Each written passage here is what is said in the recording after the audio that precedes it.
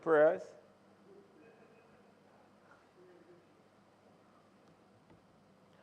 Almighty God, by whom alone kings reign and princes decree justice, and from whom alone cometh all counsel, wisdom, and understanding, we thine unworthy servants here gathered together in thy name, do most humbly beseech thee to send down thy heavenly wisdom from above, to direct and guide us in all our consultations. And grant that we, having thy fear always before our eyes, and laying aside all private interests, prejudices, and partial affections, the result of all our counsel may be to the glory of thy blessed name, the maintenance of true religion and justice, the safety, honor, and happiness of the king, the public weal, peace, and tranquility of the island, and the uniting and knitting together of the hearts of all people and estates within the same, in true Christian love and charity, one towards another, via Jesus Christ our Lord. Amen.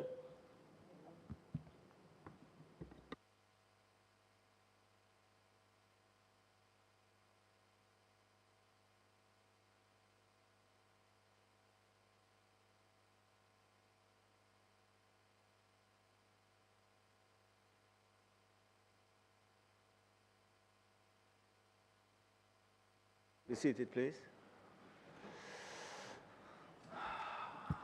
Before we begin, Senator Professor Floyd Morris is online, and I seek your permission for him to participate in the meeting.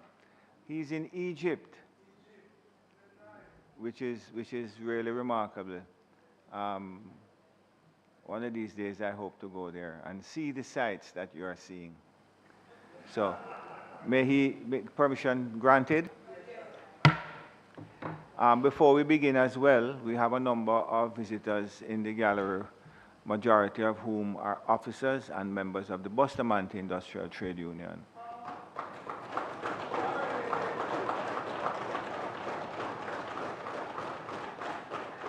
We know why you are here. So welcome, you're just up the road, you're always welcome to come and spend some time with us. And just before I leave the question of the trade union movement, I want to inform you. I'm going to tell you something that you didn't know, neither did Senator Brown, Lambert Brown, your colleague, unionist. In 1979, I applied for a job at the Bustamante Industrial Trade Union as a legal officer. The president at the time was Mr. Hugh Lawson Shearer. Well, since you don't see me up there, you know I didn't get the job, right? But I've always had a soft spot for the Bustamante Industrial Trade Union. And in fact, my son Christian is on the executive of the Bustamante Industrial Trade Union. So my family has always had close association with the union. So welcome. I never get the job, but it has skipped a generation. So that's that. Members, before we continue, it is with regret that I inform you that Senator Don Webby has tendered his resignation from the Senate in order to focus on his health and his recovery.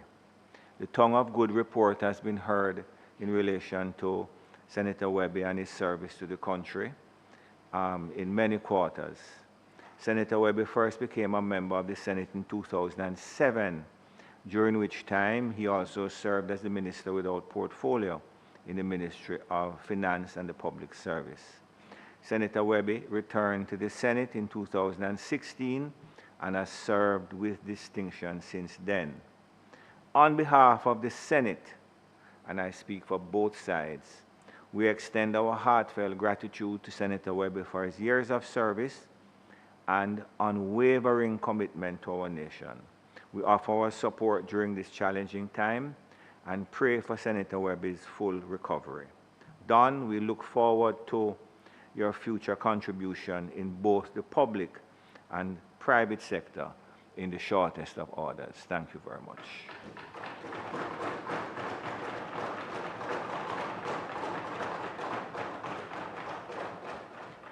statements by ministers, announcements, bills brought from the Honorable House of Representatives, petitions, papers, reports from committees, notices of motions given orally, questions and answers to questions. Questions and answers to questions. Thank you, Mr. President. Mr. President, it is intended today to take questions standing in the name of Senator Fraser Binns at number 3 of the question notice paper, but I'm still awaiting the printed copies, and I'm therefore proposing that we recommit this agenda item after the taking of the State of the Nation on the public business to allow us the time. Thank you very much. So the question is that the item be recommitted. In favor? And I think that Senator Bunting had a issue there, but he'll raise it at that time as well.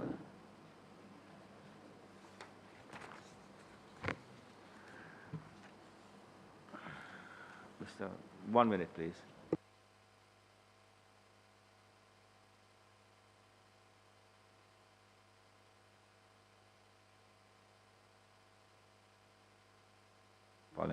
Motions that may be made at the commencement of public business requiring notice, motions relating to the sitting of the Senate, motions for leave to introduce bills, the presentation of bills without the leave of the Senate first obtained, public business.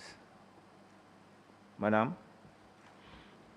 Mr. President, 2 weeks ago, a notice of motion was given to open the debate on the State of the Nation by Senator Cavan Gale, and it is our great pleasure this morning to have him formally open that debate with your leave. Thank you very much, Madam Leader. Senator President General Cavan Gale.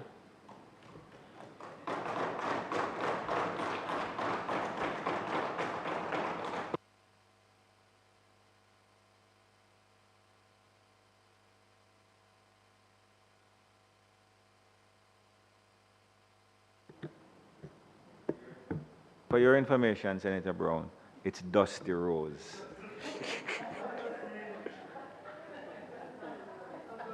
By the way, I like your title.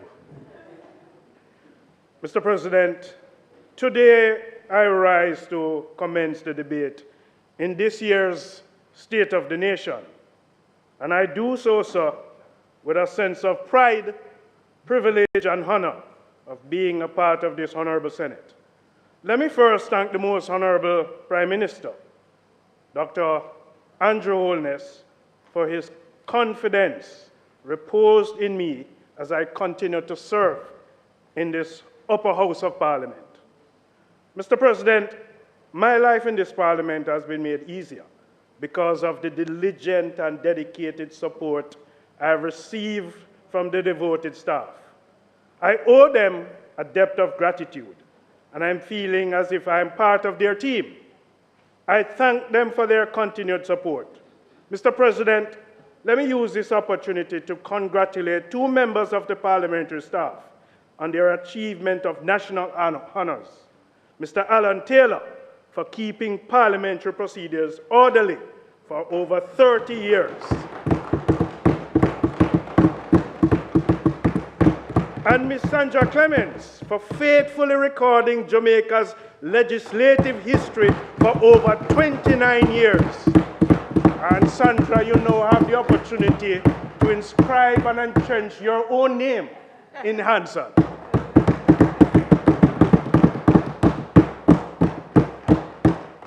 Mr. President, this Senate is quite an interesting combination of members.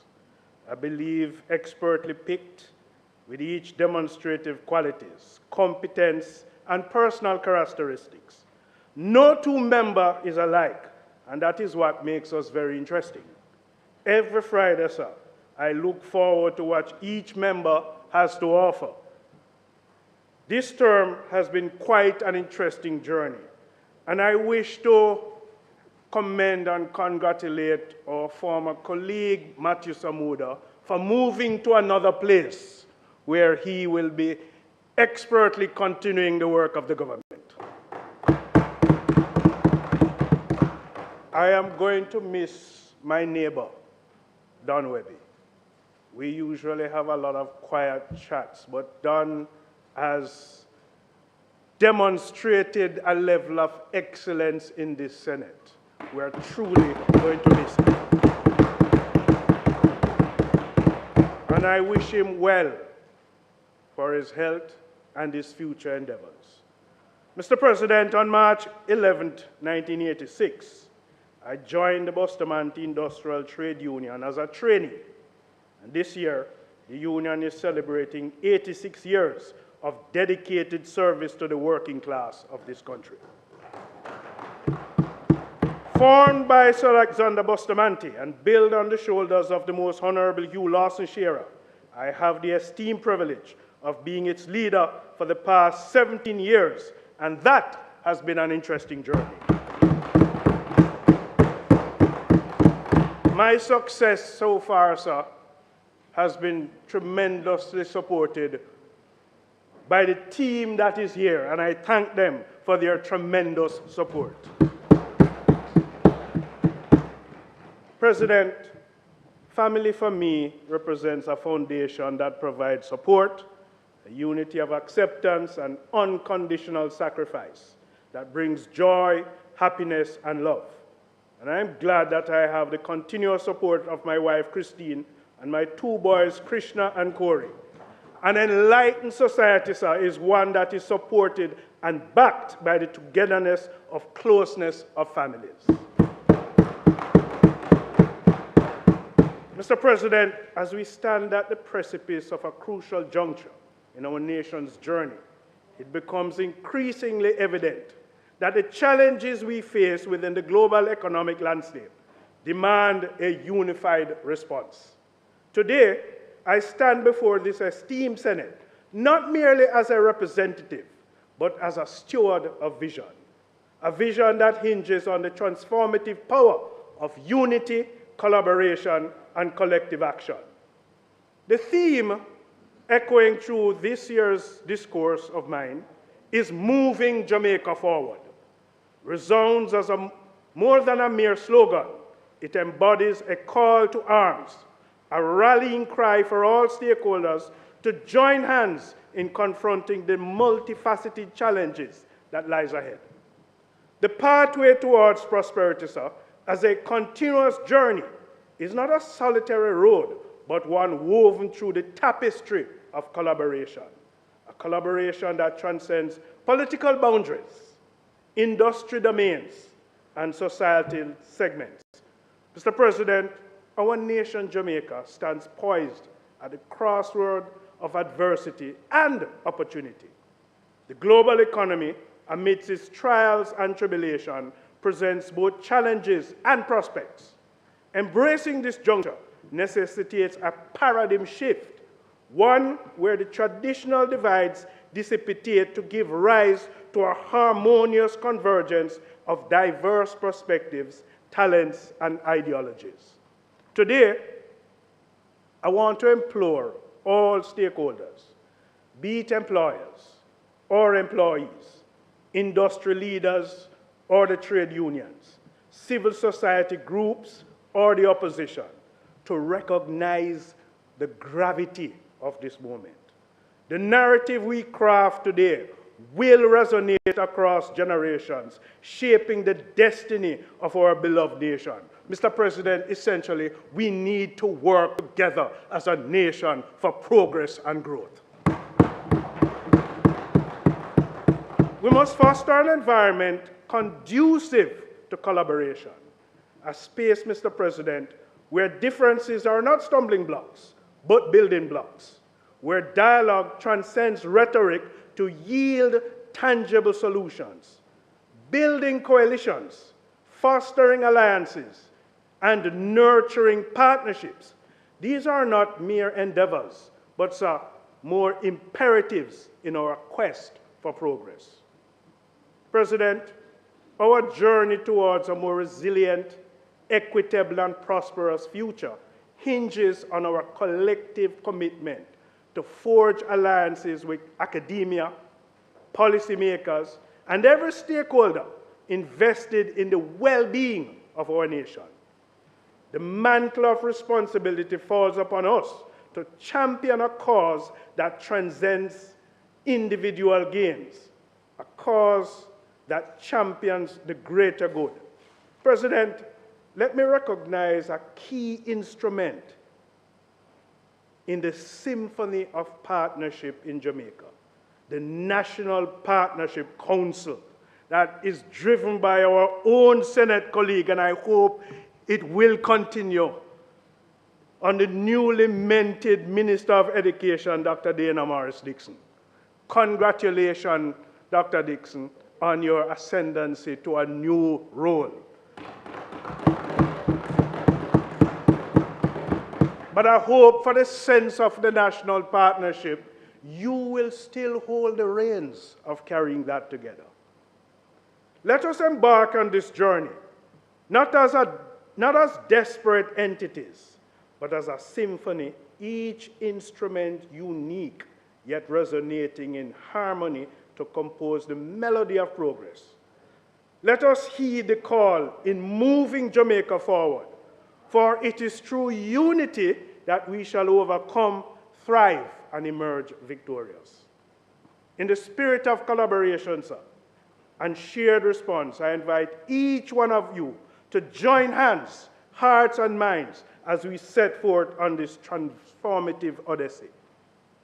Mr. President, in addressing the evolving landscape of the labor market within the context of moving Jamaica forward, it is crucial to recognize the profound shifts propelled by technological advancement, globalization, demographic changes, and the looming spectrum of climate change.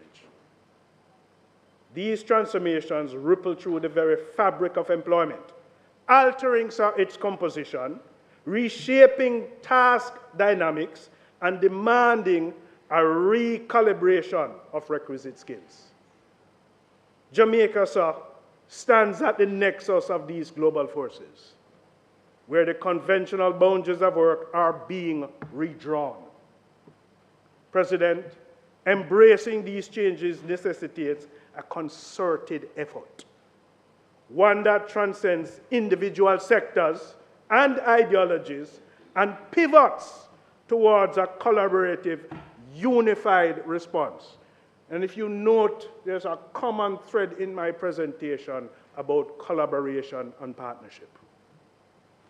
Mr. President, the call for improved quality and novel approaches to lifelong learning resonates profoundly amidst these tides of change. President, recognizing that skill serves as the bedrock of productivity, it becomes imperative to foster an ecosystem that not only cultivates these skills, but also adapts them to the evolving needs of our labor market. Investing, sir, in lifelong learning initiatives and active labor market programs serves as a linchpin in fortifying the Jamaican workforce against the tumultuous waves of change. These measures act as vital buffers, facilitating smoother transitions between jobs and empowering enterprises to adaptly navigate against shifts. We are operating in a global economy where the world of work is changing, and we must prepare ourselves for that change. And one of the only critical and crucial ways to do so is by working together collaboratively. Moreover, sir, the symbiotic relationship between skills development and social protection cannot be overstated. Empowering individuals through skills acquisition not only enhances their employability, but also augments their resilience in the face of market disruptions. Concurrently, robust social protection measures serves as safety nets, bolstering the workforce during any transition and fostering a sense of security amidst any uncertainty. And workers will tell you, sir, once there is the sense of uncertainty, they want to feel protected. And so, President, by fostering an environment that champions lifelong learning, by bolstering active labor market programs, and by fortifying social protection measures, Jamaica, sir, is poised not merely to weather these challenges, but to harness them as catalysts for growth. And this concerted effort, sir, in my mind, this collective commitment to empower the workforce transcends rhetoric.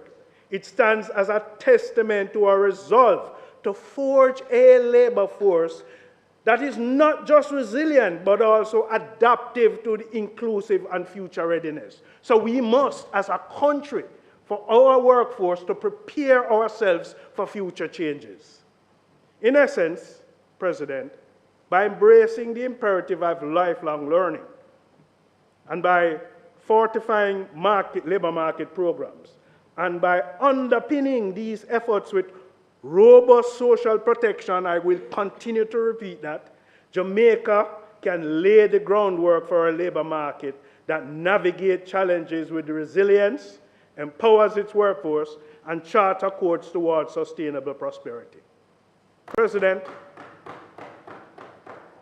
this collective endeavor underscores the essence of moving Jamaica forward. A clarion call for unity, collaboration, and collective action in sculpting a labor market that thrives amongst the winds of change. Jamaica, sir, in my mind, could consider a multifaceted approach to addressing the challenges in the labor market and aligned with my theme of moving Jamaica forward. The first one I would want to recommend is around skills development initiatives. President, we must have targeted training programs, develop specialized initiatives in emerging fields like renewable energy, technology, and sustainable agriculture to align with the global trends and local needs. The other thing is that we have to forge partnerships between and with educational institutions. Forge alliances between government bodies, the private sector, and educational institutions to design a curricula that bridges the gap between theoretical knowledge and the practical skills required by industry. So you're not only treating with the theoretical skills and the theoretical knowledge, but the practicality in what is needed for the industries that continue to serve us. Mr. President, the much talked about and sometimes forgotten, depending on which angle you want to take it, apprenticeship program. We have to strengthen apprenticeship schemes that offer hands-on experience, especially for youth, fostering a skilled workforce and industry-specific knowledge. You know, there are some persons, President, that they pursue education and they enter the workforce and they stop. Lifelong learning and upskilling is continuous. We have to establish, however, accessible and affordable online platforms for continuous learning, enabling individuals to upskill or reskill at their own pace. Create that environment that allows them, notwithstanding the demand of their work, to be able to access learning at their own pace. Mr. President, I also believe that tax incentives for education is important. We have to encourage continuous education by providing tax incentives or subsidies for individuals investing in future education, especially, sir, in areas aligned with national priorities. Mr. President, we're operating in a labor market that continues to shift. And job transition support is important as people move from industry to industry, people move from job to jobs. And so we have to develop what I would call a comprehensive program to aid workers in transitioning between jobs, This should include career counseling, job matching, and financial support during these transitional periods. And there are those in the labor force, or those in training or in school that believes in entrepreneurship. This is something we have to foster. We have to promote and foster entrepreneurship through mentorship programs, access to funding, and providing resources to encourage the creation of small and medium-term enterprises. There are many students out there that believe that they would want to start their own business, fostering in entrepreneurship, and we need, as a country, to support those initiatives. Mr. President, in my last State of the Nation debate, I spoke about social protection measures. And I will continue to repeat and to reinforce them. You know, there's a saying that if there's something good, it needs to be repeated. Unemployment insurance is critical. We must introduce or expand the thought around unemployment insurance scheme to provide a safety net for workers who may have to move between jobs to reduce financial vulnerability. It goes without saying. It does not replace the Redundancy Entitlement Act. Mr. President, healthcare and pension schemes. Strengthening healthcare and pension schemes to ensure workers have access to essential services and secure retirement. And again, the collaboration of partnership. Mr. President, I believe that, we need some sort of a roundtable discussion or a task force with intended objectives to establish forums where the government, industry leaders, trade unions, and academia, and civil society engage in regular discussions to address the labor market challenges and develop actionable strategies. Not a situation where we respond to a challenge, but where we are more proactive in meeting consistently, in treating with the demanding needs of the labor market. And I want to, if my colleague Dunwebby was here, incentive for private sector partnership, encourage private sector involvement through tax breaks, grants, or partnership in skill development and job creation initiatives. I want to say, though, President, that in the promotion of dealing and addressing the changes of the labor market, data is important. And that's what Don would have said. The labor market information system, implementing system that track labor market trends, that track skills gap, that tracks employment opportunities, and aiding in evidence-based policy formation and targeted interventions. This is driven now by getting the data, analyzing the data, and using that data to drive the policy decisions. Mr. President, by implementing these strategies in a cohesive manner and fostering collaboration among stakeholders, Jamaica can navigate the evolving labor market landscape effectively. This comprehensive approach not only addresses the immediate challenges, but also cultivates a workforce equipped to thrive in an ever-changing global economy. And so, in addressing these concerns raised by employers in Jamaica regarding this potential influx of overseas workers to support the labor force amid economic growth, it is a complex issue that I believe requires a balanced approach. And as a trade unionist, my perspective on prioritizing the upskilling and well-being of the local workforce is crucial. I hereby offer a response outlining how the country can address this issue, along with some policy recommendations.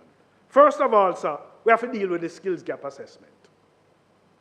Before considering an increase in overseas labor market, let's conduct a comprehensive assessment of the skills gap in the domestic workforce.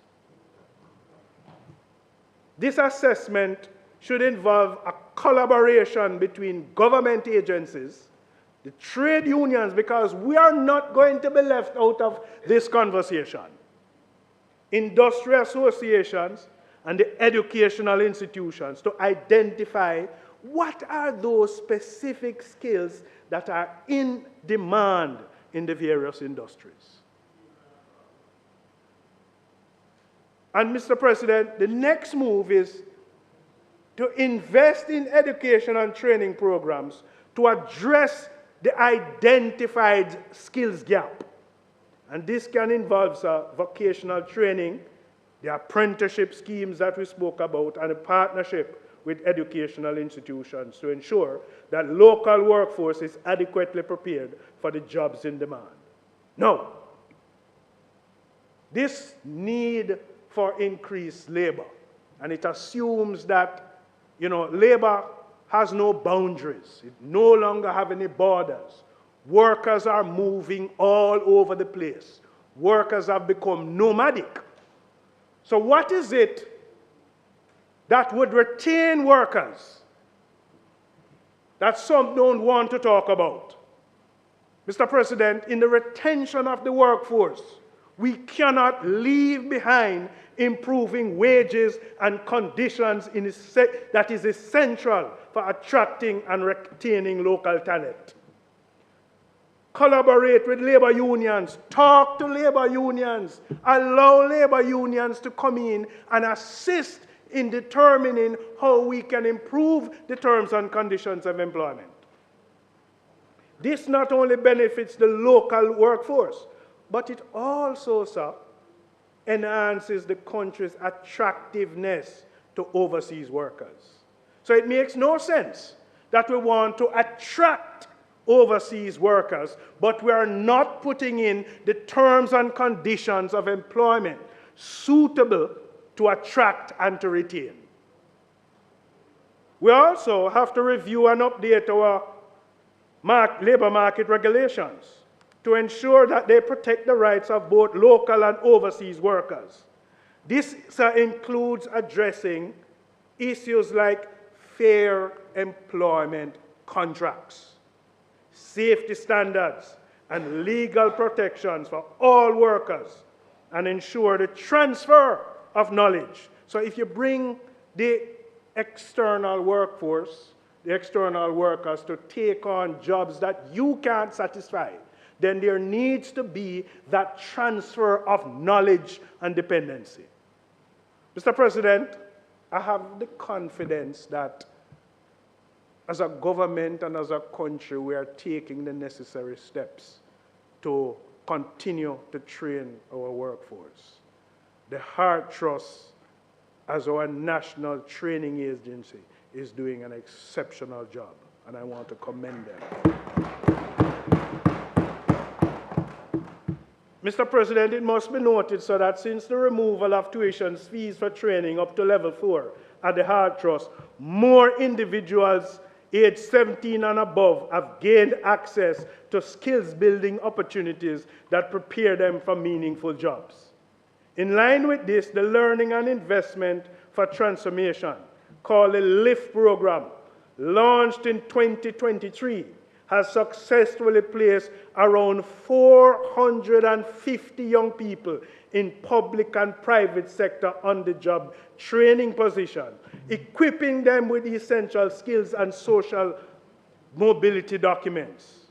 Mr. President, with Cohort 2 set to begin in early 2025, the Trust remains committed to adopting its program to meet the evolving demands of the labor market.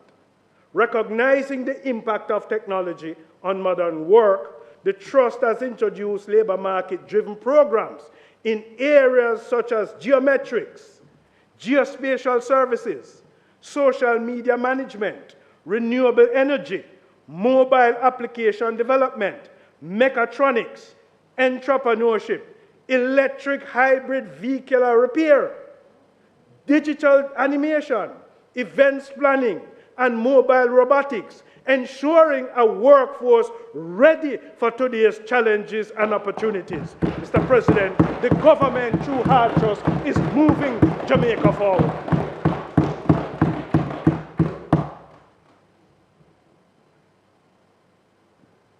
No, this one coming up requires water.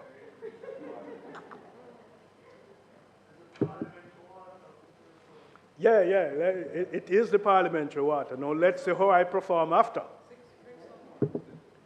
Mr. President, as tourism is a key driver of Jamaica's economy, it is vital to ensure that the growth and sustainability of this sector are aligned with the development of our people. The protection of our natural resources and a collective approach to addressing climate change, Mr. President. I take this opportunity to commend our tourism minister, the Honorable Edmund Bartlett, for the remarkable work that he is doing.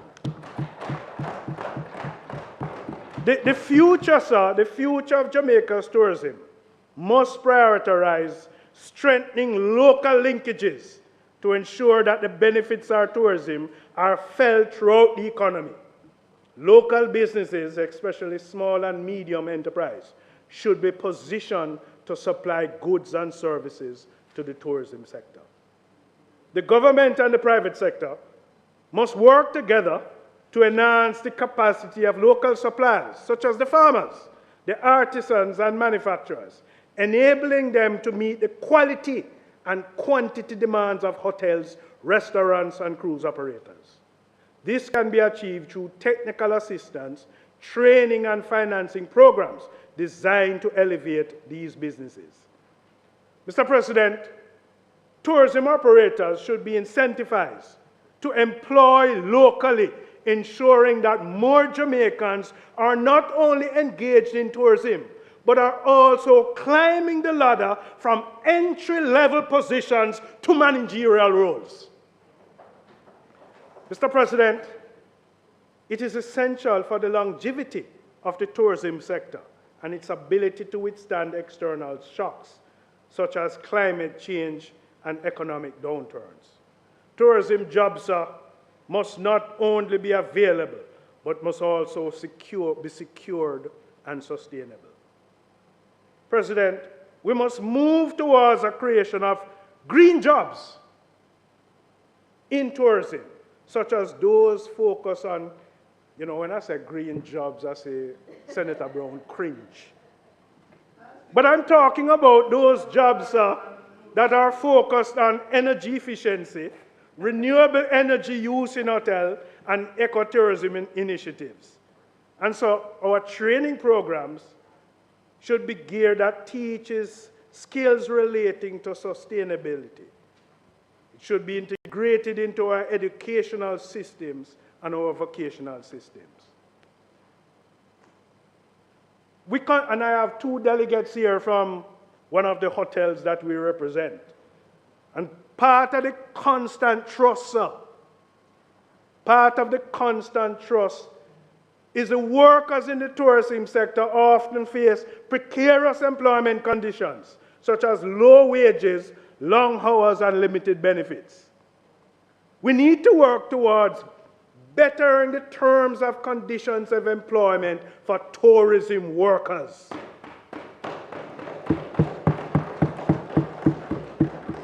Including fair wages, access to health care, job security, and career development opportunities. This would reduce turnover and enhance service quality. I want to say, sir, that as a trade unionist, I stand with the Royalton employees in their recent industrial action, advocating for fair wages, better employment terms, and respectful treatment. But let me state clearly that for the records that I do believe that the Royalton is a very strong brand in the tourism industry. And I wish them the best in their rebound from that episode. But sir, multinational hotels chains like those should adhere to labor standards and provide competitive living wages for their workforce. These corporations must recognize their duty to sustain ethical and globally competitive wage structures, particularly in regions with economic challenges. Multinationals must uphold both local and international labor standards, ensuring fair working hours, equitable treatment, safe workplaces, and representational rights.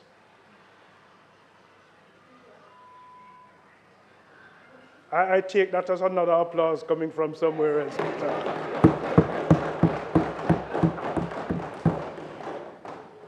They must also, sir, demonstrate the respect for labor standards that fosters job satisfaction, productivity, and ethical practices in the workplace. The government has a fundamental role in protecting hospitality workers. And the government is asked to strengthen labor protections, enforce minimum wage standards reflective of the cost of living, and prevent exploitative practices in the hospitality industry. Regulatory bodies, sir, they too have a responsibility that they should monitor multinational corporations closely, holding accountable those that fail to meet fair labor standards. President, we urge all stakeholders, be it employers, government, to support the rights of hospitality workers to fair treatment and competitive wages and respectful work environment. As a matter of fact, sir, our tourism workers offers in terms of service to this sector, what they offer, what they provide, what is boast about. No employee in the tourism sector should be paid at rates of minimum wage.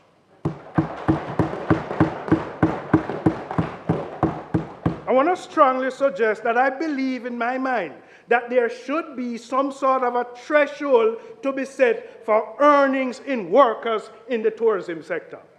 And I want to go a little further. And I know that there are some employers in this sector that is going to cringe about this. But I believe in the context of the earnings in the service, and for their own return on investment, we should consider a portion of those total earnings in foreign exchange in the form of performance incentives.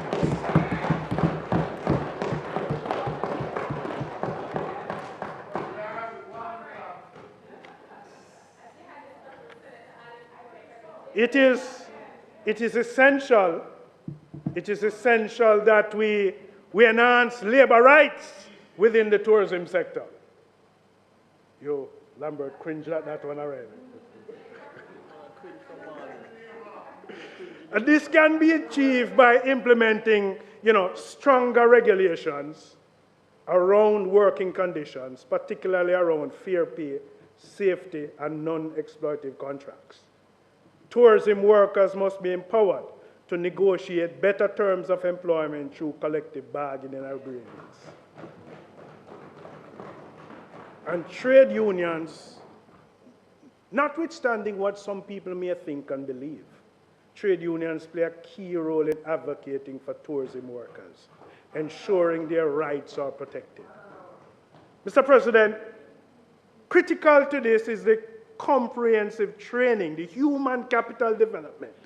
The future of Jamaican tourism hinges on a well-trained workforce, vocational training in hospitality services, languages, because I believe tourism workers must be able to learn a second language, including sign language. and management should be expanded to made widely accessible. The emphasis should not only be on the technical skills, but also on the soft skills such as communication, customer service that are critical to tourism. We must also ensure that workers are continuously exposed to professional development opportunities. The tourism industry is rapidly evolving, and to keep up with the international standards, our workforce must be given the tools to adapt through lifelong learning. Mr. President, something that we don't talk about, but I'm going to represent it today, and that's the impact of climate change on tourism and the workers in Jamaica. Climate change is perhaps one of the most pressing threats to the future of the Jamaican tourism industry. Rising sea levels, extreme weather events, and environmental degradation threaten our beaches and coral reefs and ecosystems. Core attractions for tourists. The impacts of tourism workers are also profound, from the loss of jobs due to damage to infrastructure to the increasing uncertainty and instability caused by frequent natural disasters. Mr. President, Jamaica, like much of the Caribbean, is experiencing more intense hurricanes and tropical storms leading to damaged infrastructure, lost revenue, and displaced workforce. Rising sea levels are eroding our beaches, reducing the attractiveness of key tourist destinations like Negril and Montego Bay, which will likely lead to reduced visitation and job losses in these areas. Our coral reefs, which are central to marine tourism, are being destroyed by ocean acidification and bleaching, impacting industries such as diving and snorkeling, as well as the broader ecosystem that support fisheries and coastal livelihoods. Mr. President, Jamaica and the Caribbean must adopt collective approaches to mitigate the effects of climate change on tourism. This involves, again, another collaborative approach between the government, the private sector. We're not leaving ourselves out of it, the trade unions and civil society. Jamaica must strengthen its cooperation with not only the Caribbean nations, but other nations, even in the Pacific, to share resources, knowledge, and best practices on climate adaptation. CARICOM and the Caribbean Tourism Organization can spearhead joint initiatives such as Regional Climate Resilience Fund to finance infrastructure projects that protect against climate-related disasters. And so we must collectively work on creating a tourism industry that is sustainable, focusing on energy efficiency.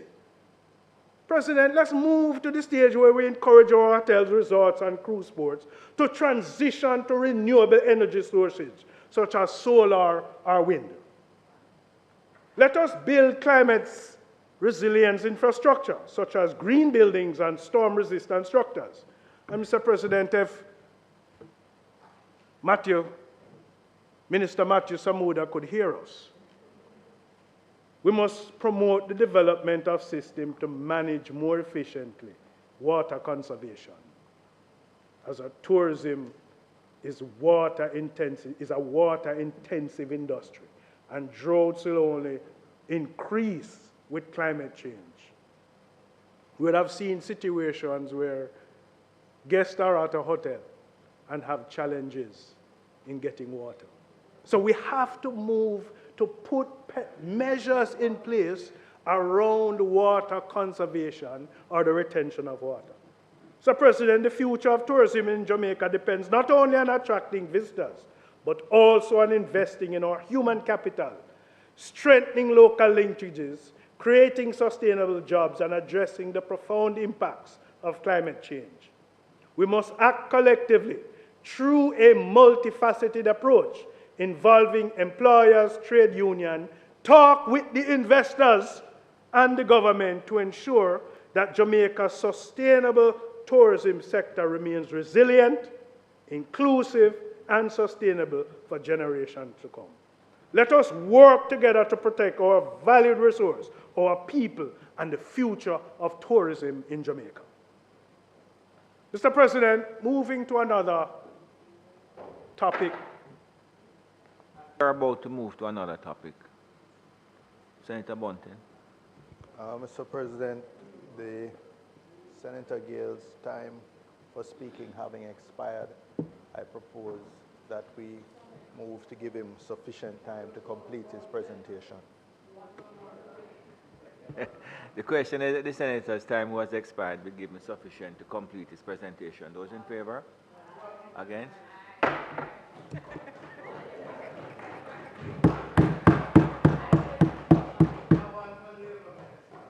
Thank you. Thank you, colleagues. President, in 2017, a bill was tabled in Parliament aimed at promoting and maintaining a safe and healthy working environment in Jamaica. This was a matter of great importance to the government, and I hail former Minister Shahini Robinson, who brought that bill to Parliament. This is a matter of great importance to government, employers, and workers alike. It was recognized that to ensure occupational safety and health, a comprehensive legal framework was necessary. This framework would enable the shared responsibility between employers and employees to safeguard the well-being of all workers across industry. And after thorough scrutiny by a joint select committee of Parliament, I have never seen that level of probity and scrutiny in a particular legislation. Yes.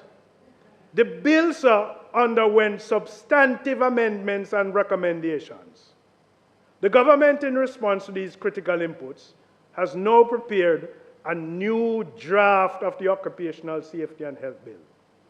It is my understanding that the government intention is to return this revised bill to Parliament for consideration. President, the significance of this legislation cannot be overstated.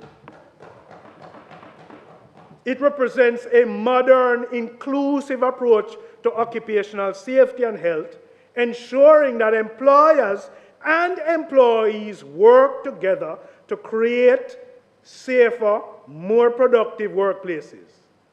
By mandating joint responsibility, sir, we promote a culture of shared accountability where both parties collaborate to reduce hazards, prevent workplace injuries, and protect lives.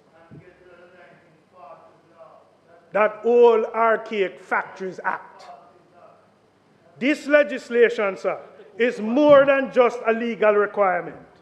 It is a framework for improving the quality of life for Jamaican workers and increasing national productivity. But one of the most fundamental intentions of this legislation, sir, is that it ensures that every worker has the right to return home safely to their families at the end of each working day. But that legislation, I believe, Mr. President, cannot stand on its own. You know, we talk about the physical exposure to hazards and risk. And I know that at least one of my Senate colleagues will support me on the intended objective of twinning. In recognizing the Ministry of Health had previously established a corporate wellness manual, it is time for Jamaica to take a decisive step towards a national workplace wellness policy.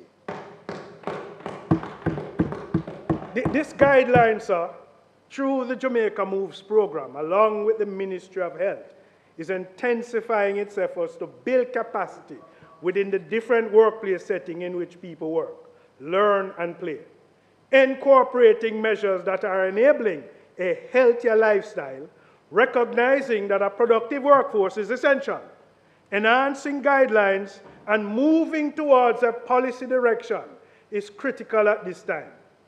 This policy not only is a complementary measure to the occupational safety and health legislation, but a necessary initiative to address the holistic well-being of the workforce. President, is something that we don't talk about in terms of the mental stress that workers have to face on a daily basis. And the stress might not be just the work-related stress, but the pressures of life on its own. And so workplace wellness encompasses more than physical safety. It includes mental health, chronic disease prevention, stress management, and the overall health of employees. And so, a national workplace wellness policy would formalize the guidelines for organizations to implement wellness programs that encourage healthier lifestyle, reduce illness-related absenteeism, and improve overall workplace morale. This policy is particularly significant for Jamaica, given the high incidence of non-communicable disease, such as diabetes, hypertension, and heart disease, which are often linked to workplace stress, inactivity, and poor health practices. And so, by establishing wellness programs, we can reduce healthcare costs, improve worker productivity, and foster a healthier, more resilient workforce. Moreover, a national workplace wellness policy could create a culture of well-being that extends beyond the workplace and into the broader society. When employees are healthy and balanced, their contribution to both their organization and the national economy increases, leading to long-term sustainable growth. So, Mr. President, the reintroduction of the Occupational Safety and Health Bill and the establishment of the National Workplace Wellness Policy are pivotal steps towards moving Jamaica forward, ensuring that the Jamaican workforce is safe, healthy, productive, now and for generations to come. Mr. President, another area that I've spoken about and I want to repeat and reinforce today is that as part of the trade union movement, we unequivocally reject all forms of precarious employment or any work arrangements that are imposed unilaterally on workers that fail to guarantee decent pay and conditions of employment. Mr. President, precarious employment which offers little job security, low and unsecured wages, and no access to social protection, such as pensions,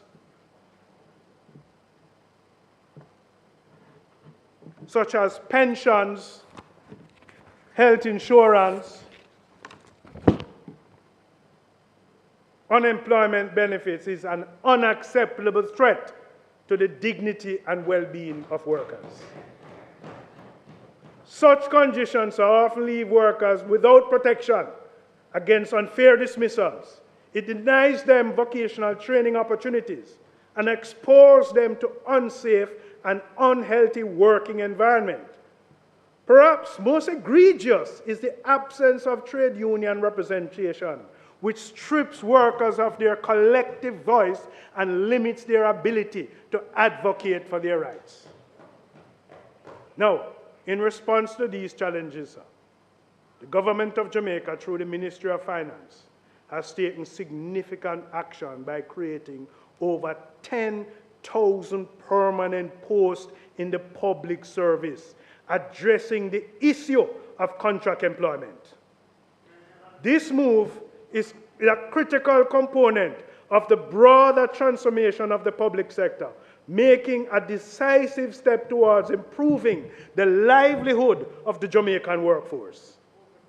Mr. President, what this means for the Jamaican worker by establishing permanent positions, so the government is generating more stable, long-term employment for thousands of Jamaicans.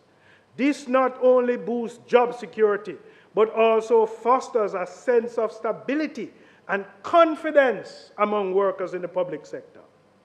This permanent employment also provides access to essential social protection, including health insurance. They now have the opportunity to be part of the pension scheme. Mr. President, this ensures that workers have the safety net during illness, retirement, or periods of unemployment, allowing them to meet their needs and live with dignity. It also, sir, these permanent positions come with better job security and the promise of safe and healthier working conditions. This guarantees that workers can perform their duties without fear of sudden dismissals or unsafe environment. It also, sir, through this secure employment, workers can gain access to opportunities for personal growth, including training and skill development. This creates pathways to career progression, enable workers to improve their qualification and advance in their chosen fields. The government's commitment to improving the public sector also supports the enforcement of every worker's right to training and lifelong learning.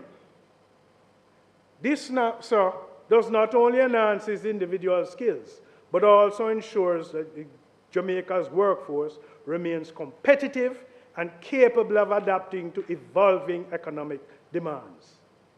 President, workers in the JCF, Sierra, the health sector, the primary and high school, many workers, sir, was moved from contract to permanent. The office attendant, the groundsmen, the messengers, the motor vehicle washers, the attendants, the record officers.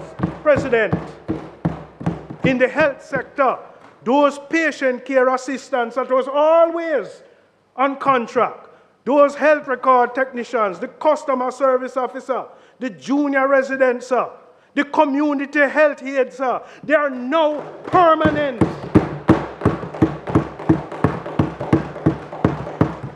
In the schools, sir, the cooks, the caregivers, the guidance counselor, the clerical assistants, sir. In the national solid waste, the sweeper is now permanent. The sanitation officer is now permanent. The truck driver has pride of permanence. Mr. President, this action by the government in moving some public sector workers from contract to permanent is like moving workers from the fringes and bringing them into the fore.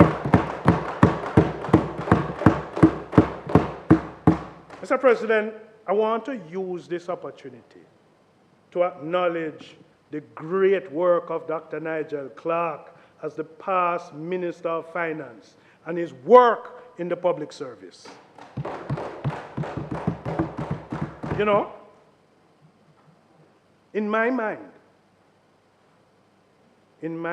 he was the only Minister of Finance that I knew that balanced the economy, the fiscal space, and significantly interfaced with the trade unions in the public service to the extent of ensuring one of the highest level of compensation for public sector workers. Mr. President, this transformation of permanence in the public sector is a profound step forward in promoting decent work in Jamaica. However, the responsibility does not rest solely with the government. Mr. President, I want to call on the private sector to follow suit, take proactive measures to promote decent employment.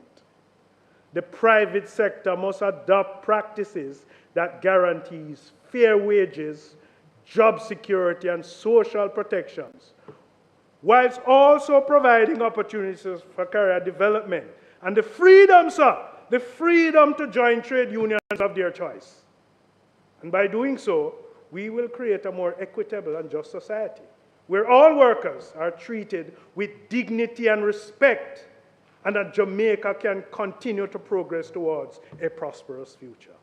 Mr. President, as we move Jamaica forward, we must ensure that decent work is not a privilege for a few, but a right to all. And together, both the public and private sector must commit to fostering an environment where workers are valued, protected, and empowered to contribute meaningfully to the nation's development. Mr. President, the final area that I want to deal with. I want to, in furtherance of moving Jamaica forward, talk about a group of workers in this country that is, again, not often spoken about. A group of workers that works for us while we work.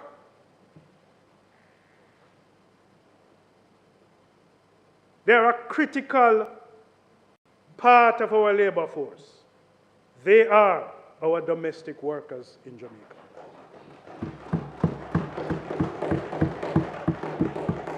Who play an indispensable role in the stability of Jamaican homes and by extension, the nation's social fabric. Mr. President, domestic workers not only support their own family, but also the family of their employers, thus contributing profoundly to societal stability and cohesion. Again, I make reference of the fact, when we work, they work to allow us to work.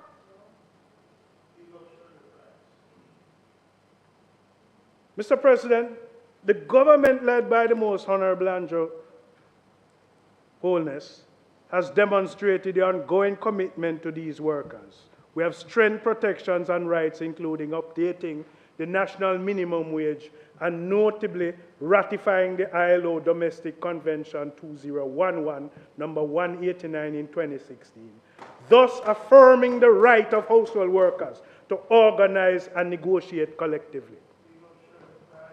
By ratifying Convention number 189, Jamaica has positioned itself among the most progressive nations in the region for domestic worker protection. This convention also catalyzed the growth of the Jamaica Household Workers Union, a vital organization that has empowered domestic workers to advocate for their rights and ensure fair treatment.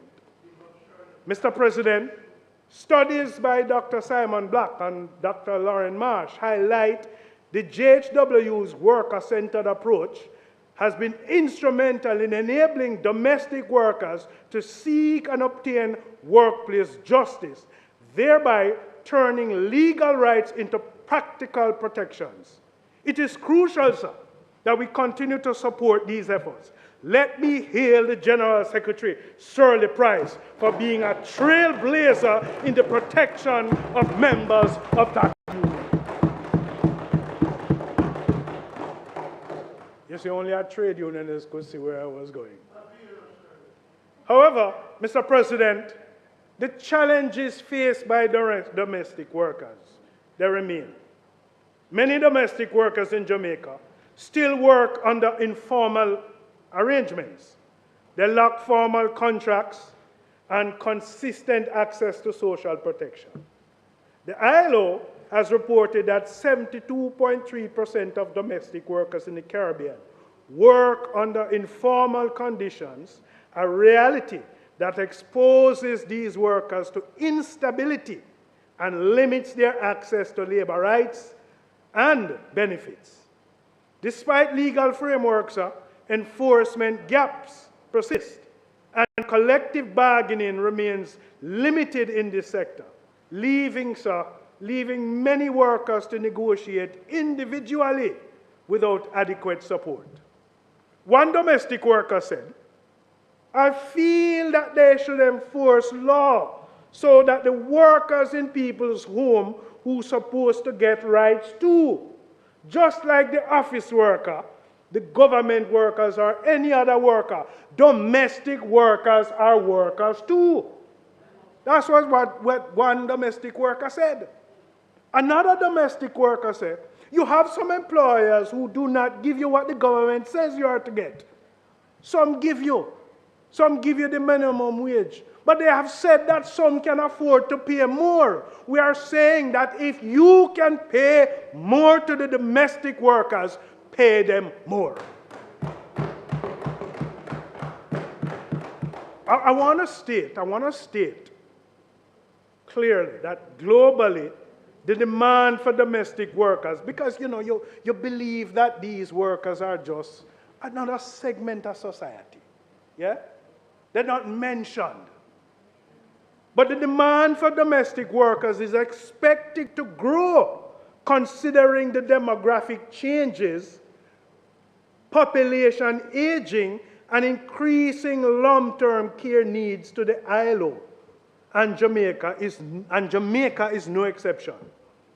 Mr. President, with a rapidly aging population, a high prevalence of non-communicable disease, and a segment of the population, and Senator Morris, you in Egypt, you want to hear this, a segment of the population living with disability. Domestic workers makes up a significant portion of the Jamaican workforce because of that dependency. And in the absence of any formal community-based long-term care service, domestic workers are crucial to the provision of informal care in Jamaica. And also, with an aging population, our domestic workers are going to be in more demand. And so, President, we must take steps to protect this critical component of our labor force. I want to recommend, based on the response that I've gotten and the interface that I've had with them, in light of these challenges, I want to offer some recommendations. We have to strengthen the Ministry of Labor and Social Security capacity.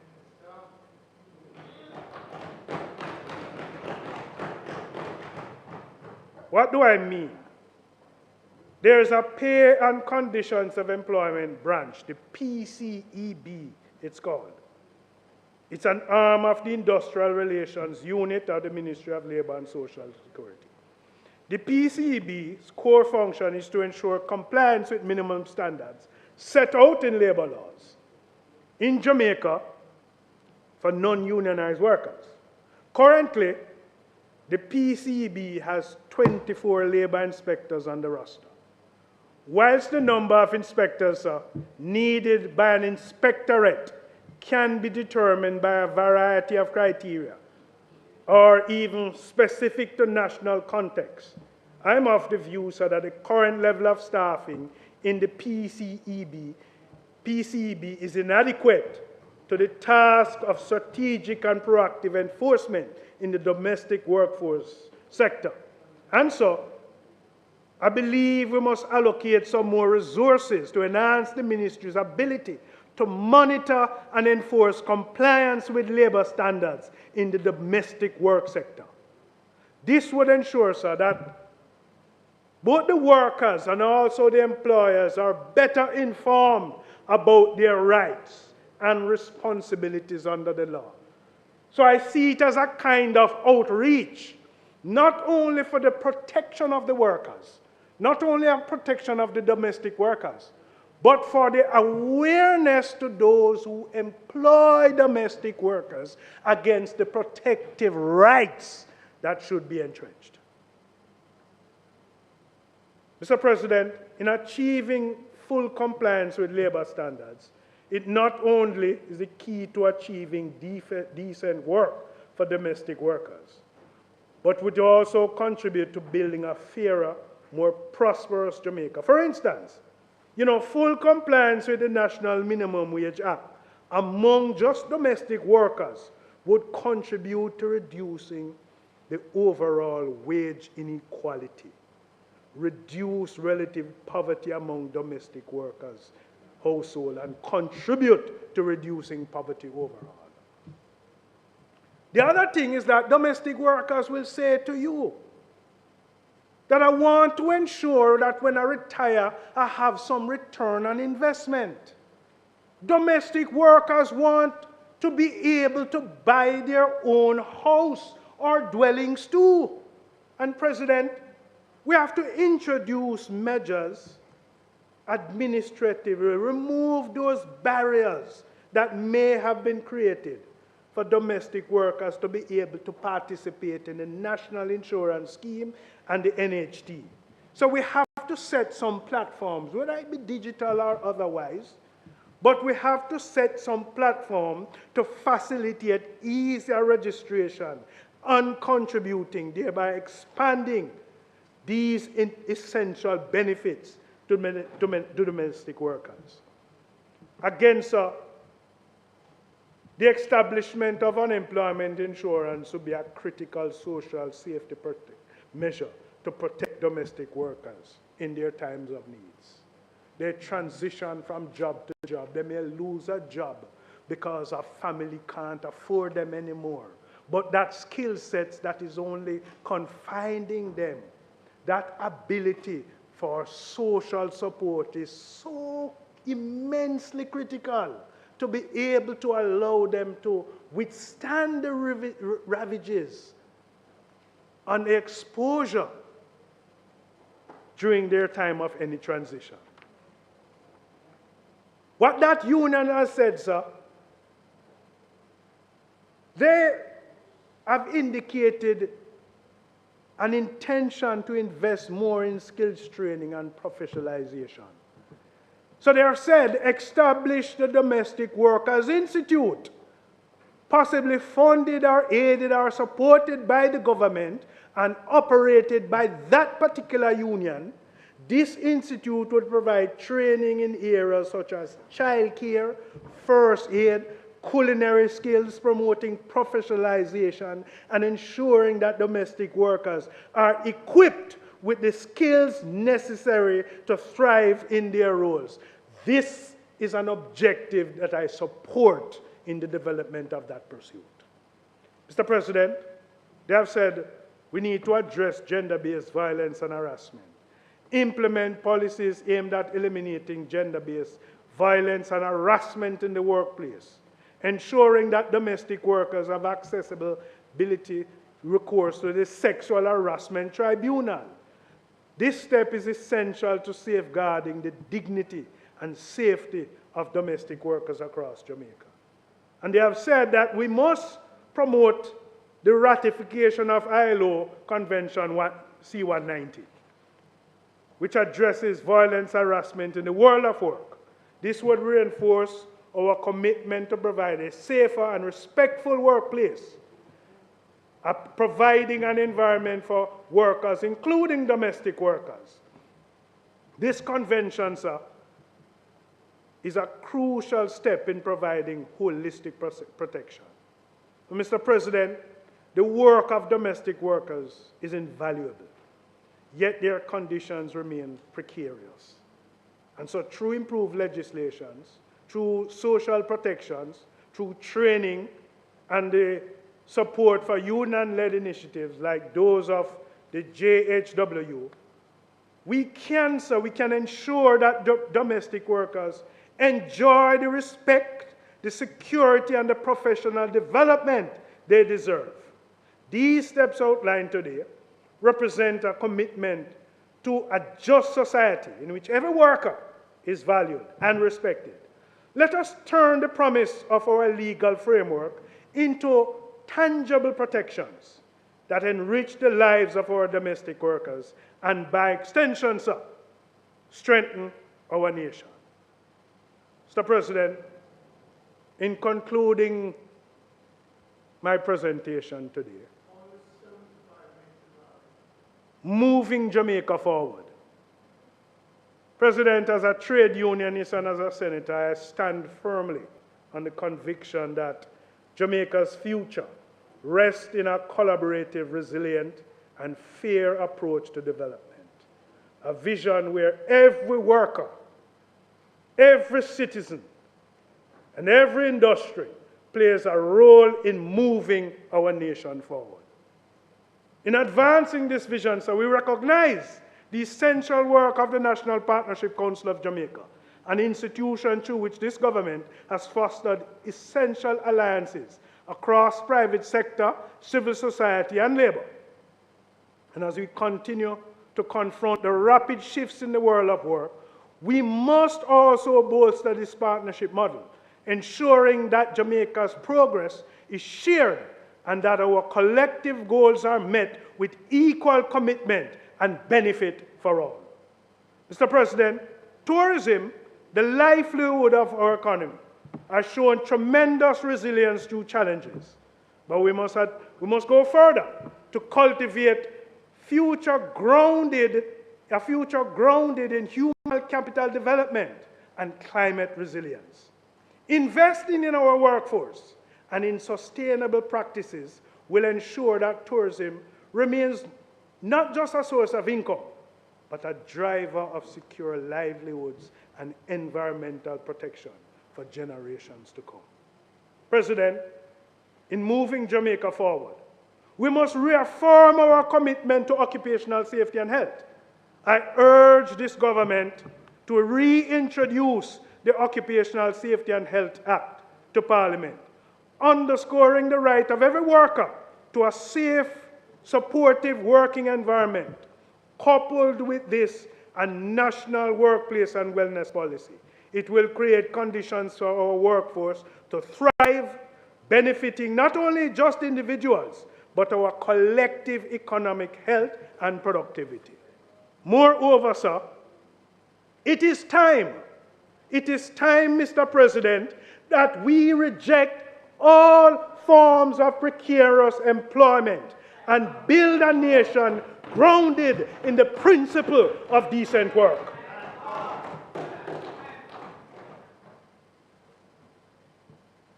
This provides stability, respect, and fair compensation. Precarious work, sir, precarious employment has no place in a prosperous Jamaica. We will foster an economy that uplifts, not exploits, those who contribute to its growth. Finally, sir, I call upon this Senate and all Jamaicans to support ongoing efforts to promote the rights and welfare of our domestic workers. These individuals, sir, they are invaluable members of our workforce. They deserve the same rights. They deserve the same protection. They deserve the respect as any other category of worker. And together, we must turn our legal frameworks into daily realities that safeguard the well-being and advance the social protection for economic standing. Mr. President, moving Jamaica forward is not merely a policy agenda. It is a pledge by this government to create a Jamaica that values equity, safety, and respect in every sphere. It is our duty to ensure that progress reaches every Jamaican, that work brings dignity, and that prosperity and resilience are shared across all walks of life. This government is of the profound view that we can move Jamaica forward. Together, let us make the commitments today that will secure a brighter and more inclusive tomorrow for all. I thank you, Mr. President.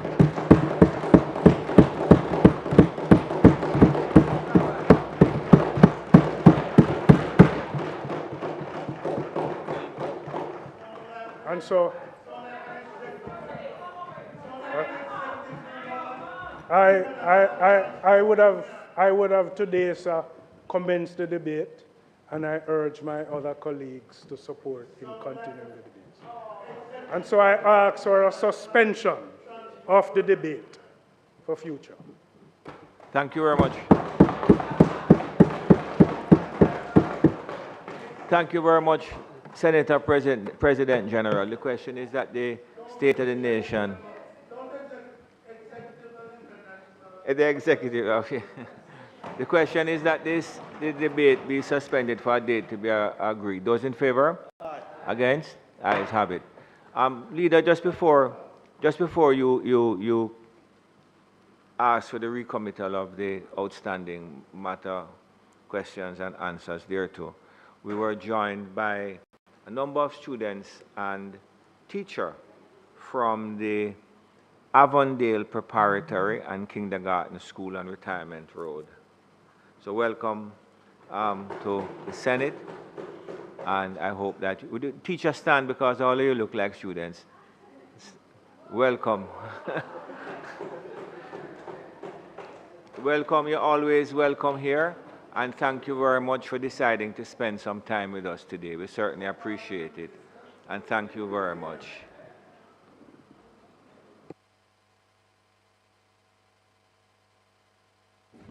Mr. President, might I ask for recommittal of questions and answers to questions? The question is that the item questions and answers there to be recommitted. Those in favor? Aye. Against? Senator Sinclair? Senator Gale? Thank you, Mr. President, and allow me to thank Senator Gale for his evocative, wide-ranging, and thought-provoking presentation, which made an impressive series of recommendations for deeper consideration, and all, of course, geared at the empowerment of our workers, their protection, and their, of course, the creation of the circumstances within which they can thrive in an ever-changing world. So we thank him very much for his contribution, for his opening of the debate, and the contribution to the discourse on workers' rights. Mr. President, as I start to take the questions at number 3, standing in the name of Senator Fraser Binns, I just wanted to place the answers in the context of 3 points to make them clear. Oh, you want, oh, yes, okay, go ahead. Sorry. Okay. Mr. President, I now ask. Senator Fraser Binns. Thank you, Mr. President. I now ask that the Minister of Foreign Affairs and Foreign Trade, the leader of government business, provide response to question number 3 and the notice paper standing in my name. Minister. Mr. President, 3 points. You should have it. What's that?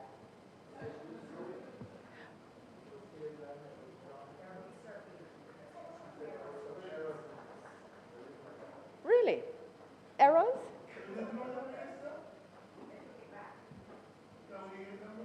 You will get them back, and there are no errors, although there is a sentence that I have inserted. I imagine, but I thought that that would be. What I will do, though, there is a question in which I've inserted a line, and that can be inserted in a PDF that I send by email after, and I'll point out where it is. But again, just to contextualize these answers, I wanted to make 3 points. One, that the phrase deep sea mining, because of the words that comprise it, it tends to give many people the impression or the understanding that we're discussing something that is taking place right now. But there is no deep sea mining authorized anywhere in the world.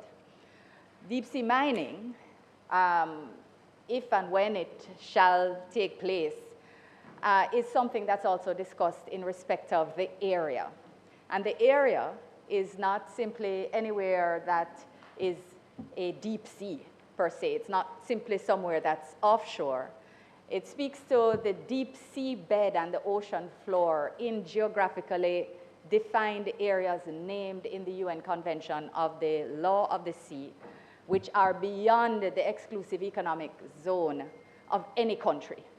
So they are in the Clarion-Clipperton zone, they are in the Central Indian Ocean, they are in the Mid-Atlantic Ridge, and I believe there's another area. Again, these are places way beyond any national jurisdiction and beyond any economic exclusive zone.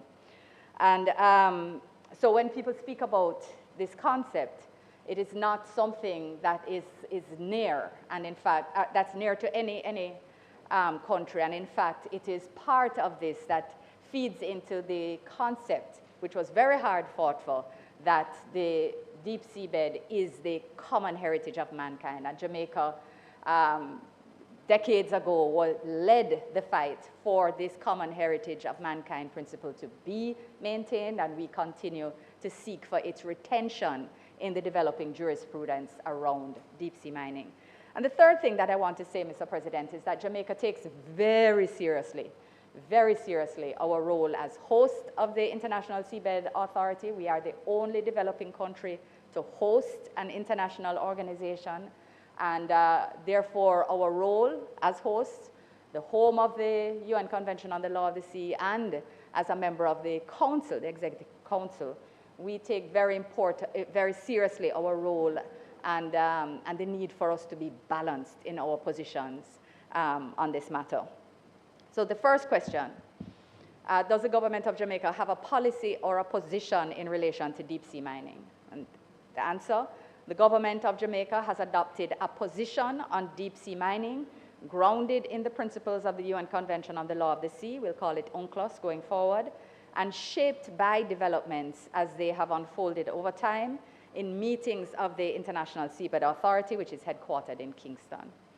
If the answer to the above is yes, can the minister indicate what is the policy or position? And the position is as follows. The government of Jamaica, recognizing that the deep seabed and its resources are the common heritage of humankind, is guided by the need to develop a robust regulatory regime that ensures the peaceful, equitable, and efficient use of these resources while also preserving and protecting the marine environment. Acknowledging the potential economic benefits as well as the potential environmental risks, Jamaica would only support exploitation in the area if comprehensive regulations and a strong environmental protection framework are in place. Jamaica is committed to developing balanced regulations aligned with the provisions of UNCLOS and maintains advocacy for science-based decision-making on matters concerning the protection of deep-sea ecosystems. As provided for by the UNCLOS, the government believes that properly regulated commercial exploitation in the area through public-private partnerships could be beneficial to and leveraged by small and developing nations like Jamaica to advance growth and development and to attain the SDGs, the Sustainable Development Goals. This view aligns with the obligations and broadly espoused positions of state parties under UNCLOS to establish a regulatory framework for exploitation in the area that upholds environmental protection, benefits all humanity, and ensures the sustainable use of deep-sea resources. The next question is, can a copy of the said policy be provided? Jamaica's position on deep-sea mining is set out above. Given the incremental nature of the development process, that is the development of the position, reference may also be made to statements delivered at meetings of the International Seabed Authority, as well as other relevant fora. And these statements are generally available on the website of the ISA. 3, if the answer to the above is no, can the minister state the reason for not having a position on this important matter? As the response to question 1 indicates, the government of Jamaica, like other governments and states, has adopted an official position on deep-sea mining, which is one that finds support across a broad cross-section of countries. The position will ground the ultimate development of a policy. And many countries have maintained an official position on deep-sea mining while working towards the development of definitive policies. And I can state off the bat countries as developed as Germany and Japan or as small and capacity constrained as Nauru and many others that have taken this position given its incremental and developmental pace. 4, could the minister indicate whether Jamaica has sponsored any company in relation to deep sea mining exploration? Answer. For under-resourced, developing countries like Jamaica, the ability to participate in exploration activities in the area and the eventual regulation, protection, and potential benefit from the common heritage of mankind is enshrined in the Convention and only practicable through partnerships. That is, becoming a sponsorship state. It is within this context that Jamaica took the decision to sponsor a contractor to apply for a contract for exploration in the area. Jamaica was the second Caribbean country after Cuba and the 6th small island developing state to sponsor a contractor for exploration in the area. And the ISA has thus far issued 30 contracts to 21 contractors for the exploration of 3 types of mineral resources in the area. States sponsoring these contracts include 9 developing and 7 small island states, including Cuba, the Cook Islands, Kiribati, Nauru, Singapore, and Tonga.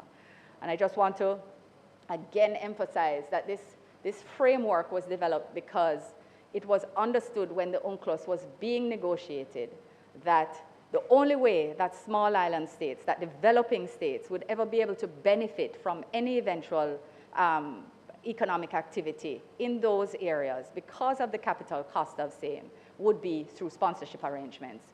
So the UNCLOS embodies a framework which demands that if a company is seeking to enter into exploration, it must be sponsored by a small state. So it requires support of a developing country. The next question is, if the answer is yes, can the minister indicate, 1, the name of the company? The name of the company that Jamaica has sponsored is Blue Minerals Jamaica Limited. 2, the terms of the agreement. The terms of the sponsorship agreement with Jamaica, as with all other states, are confidential. I can, however, confirm that Jamaica has no financial obligation under this agreement. 3, what, if any, are the potential liabilities of Jamaica being a sponsor of deep sea mining exploration? And the line that has been inserted at the start of this answer is, as a sponsoring state, Jamaica is not liable for the actions of the contractor. Then continues as a sponsoring state, liability for Jamaica under the UNCLOS, because this is where it arises, would only arise for breaching its due diligence obligations, and again, for emphasis, not for the direct actions of the contractor, as these would be governed by a separate contract with the ISA.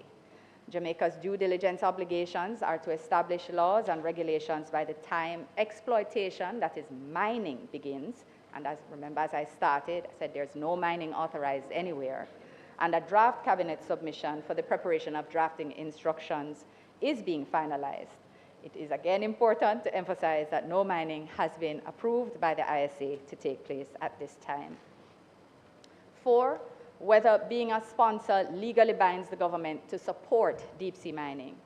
Under the UNCLOS, being a sponsoring state for exploration does not legally bind the government to support deep seabed mining.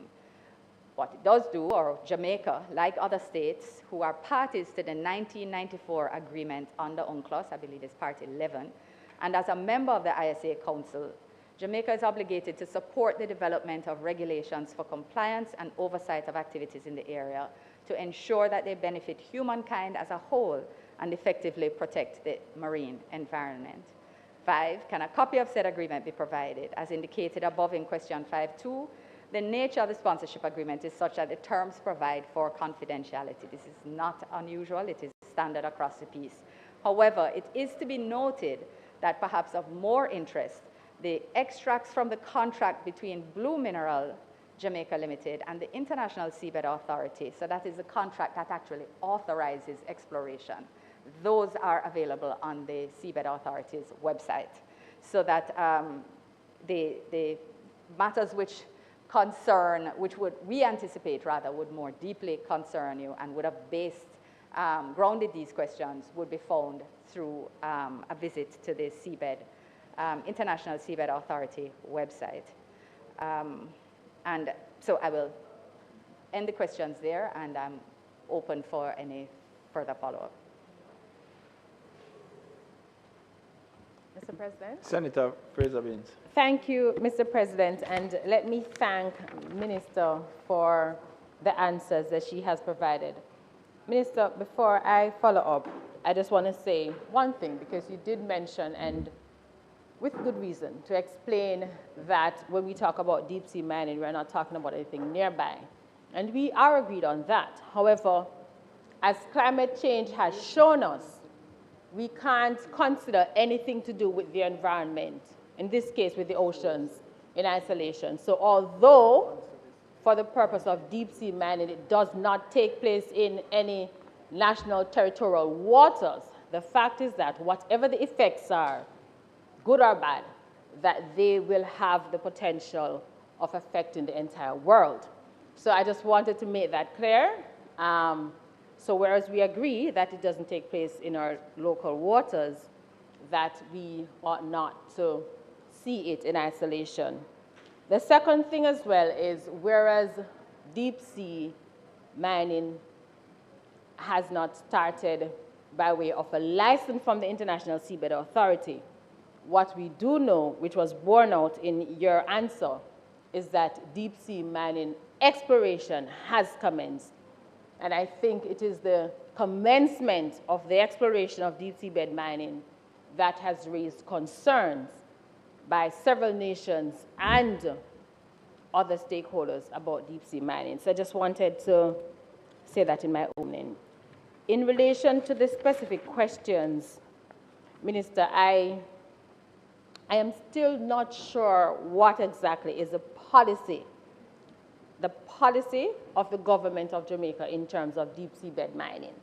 I have looked at question 1, I've looked at question 2, and I'm unclear. So I hope that perhaps for my benefit, and certainly for those who are listening, if you could just state expressly in simple language what is Jamaica's policy in terms of deep sea mining.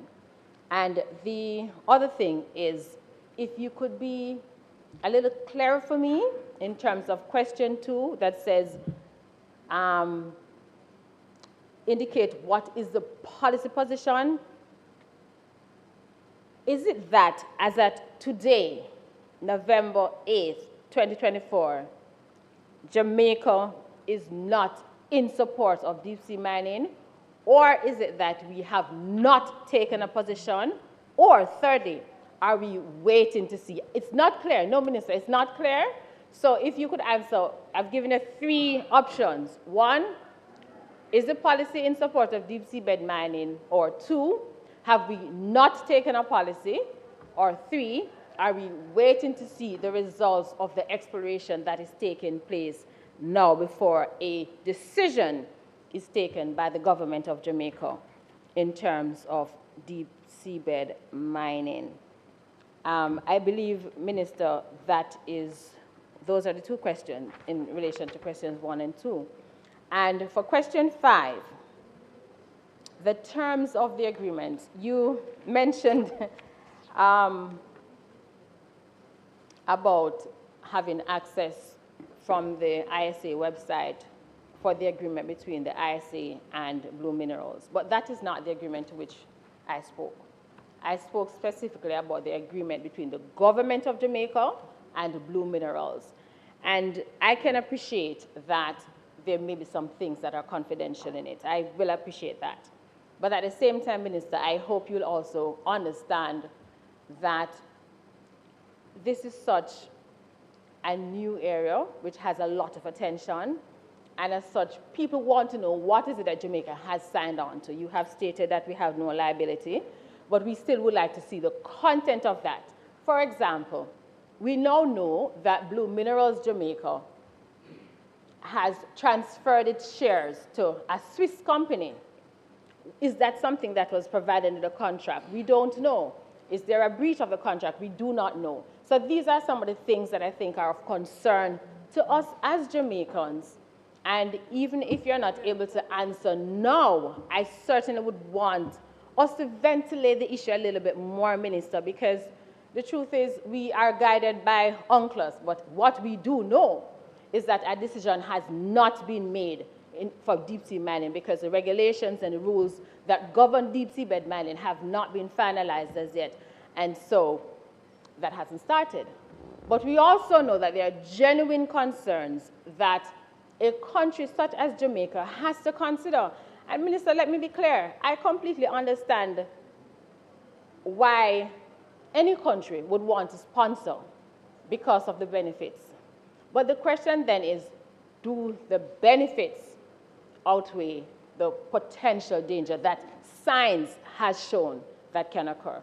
And I'm hoping, Minister, it's not on my question, but I'm hoping that if the position of the government is that we have not taken a definitive decision on deep seabed mining, that if and when that decision is made, that there'll be consultation. You spoke in your response about the cabinet submission and the draft legislation pursuant to being a sponsoring state. And Minister, for something that touches and concerns all of us, I'm hoping that there'll be consultation with all stakeholders, including the opposition for the time being. Because make no joke, Minister, that when we become government, we will consult with that side as to whether we will support deep sea mining or not, because that is what's about. Issues of the environment must be consultative and, as Kavon said, inclusive. Thank you, Madam.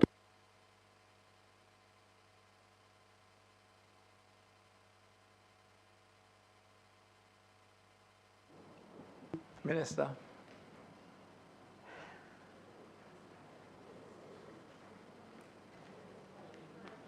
Okay, so it's exactly what I explained to you about the line having been inserted on liability, to make it clear that we are not, that's what's there.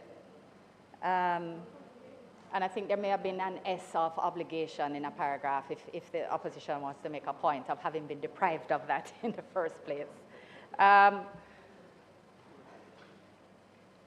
Let me start at the point that my understanding of a policy is a published document approved by cabinet after a parliamentary process which includes the development of a green paper and a white paper, which also embodies a broader consultative process, that is what a policy is.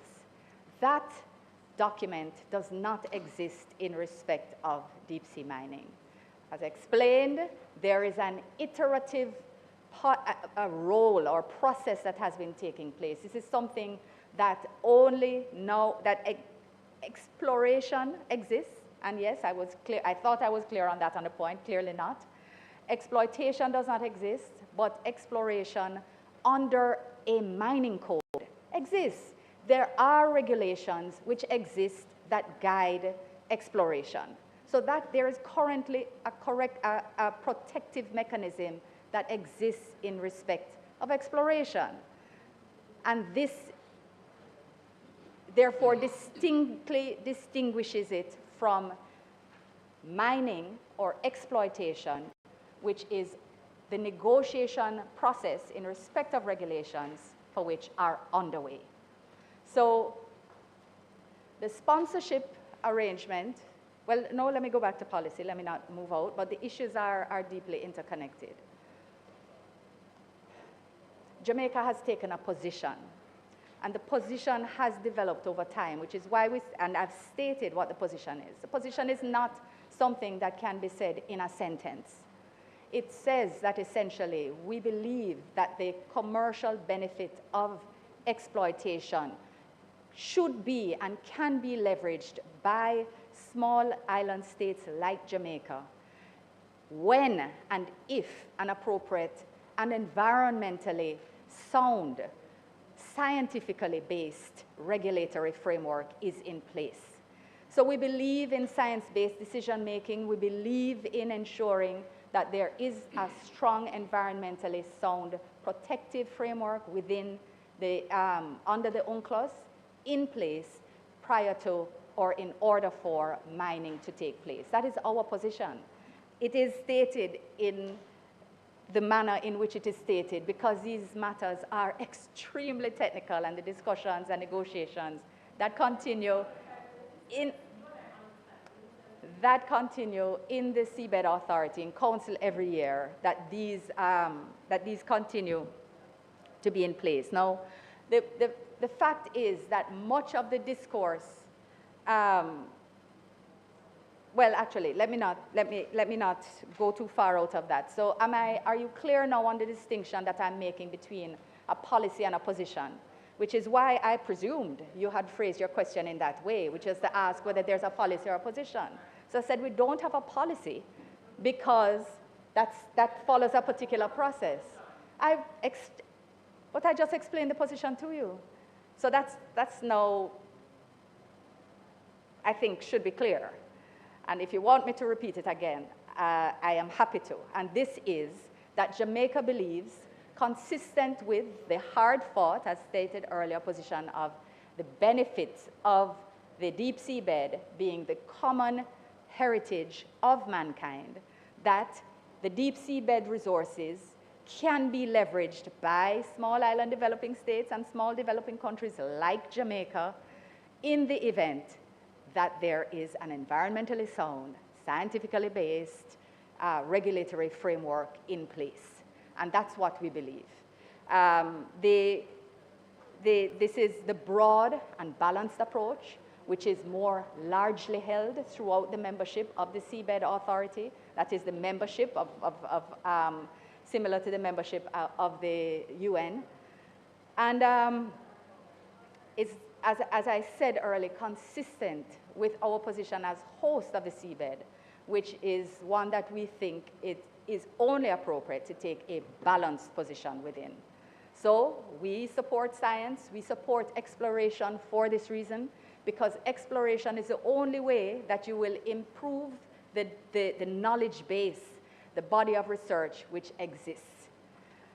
Now on the sponsorship agreement, as I stated earlier, holds no financial obligations for Jamaica. But there are benefits, technical capacity training, etc. I can speak to that. And there would be eventually financial benefits as well. However, the sponsorship agreement is simply, and I did say this earlier, the means by which a company is authorized to apply for authorization from the Seabed Authority in order to explore. So it is not a substantive agreement on its whole.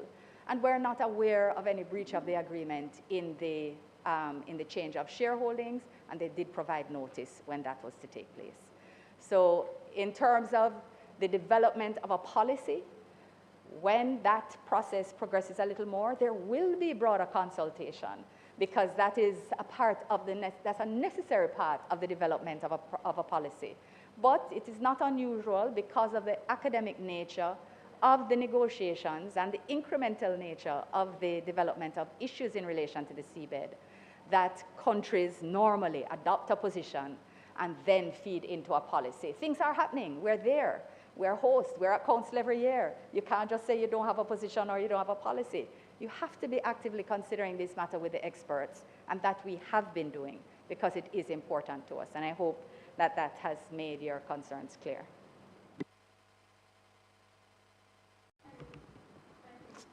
Thank you so much. Thank you, Mr. President. Thank you so much, Minister, for that clarification. So we are then clear that Jamaica has not taken a position to say that it is in support of deep sea mining or that it is against deep sea mining. Oh, actually, I am, Minister. I'm just trying to understand what you have said. And the question I'm saying to you, Minister, is, no, Minister, I don't need to do that. Minister. The question is.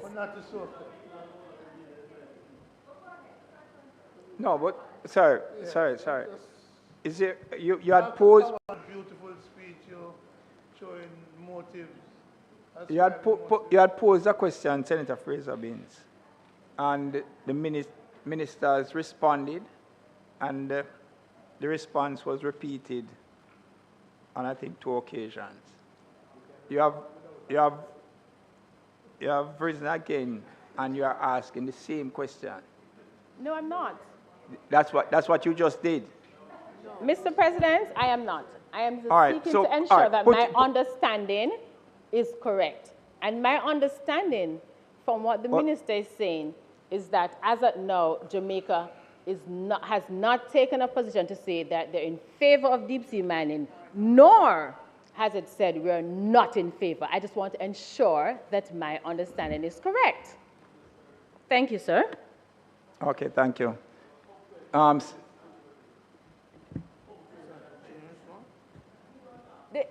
Your understanding is not correct. Okay, Senator Lambert Brown. Senator Brown. Yeah. President, I understand that we have no obligations as a country arising from the sponsorship. But could the minister indicate to us whether or not the arrangement with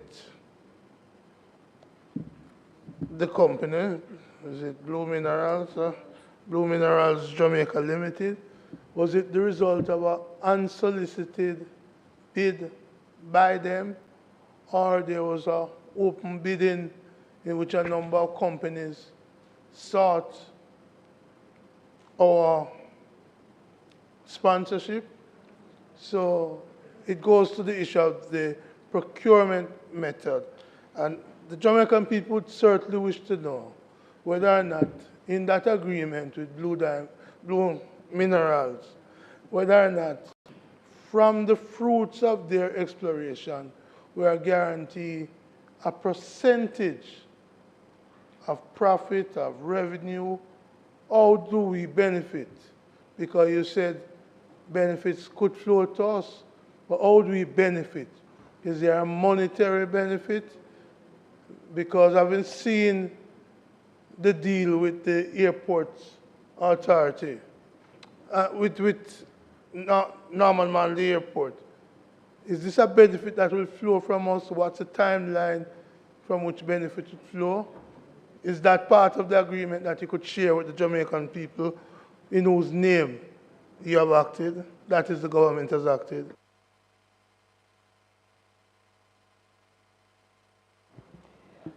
Minister? Mr. President, this is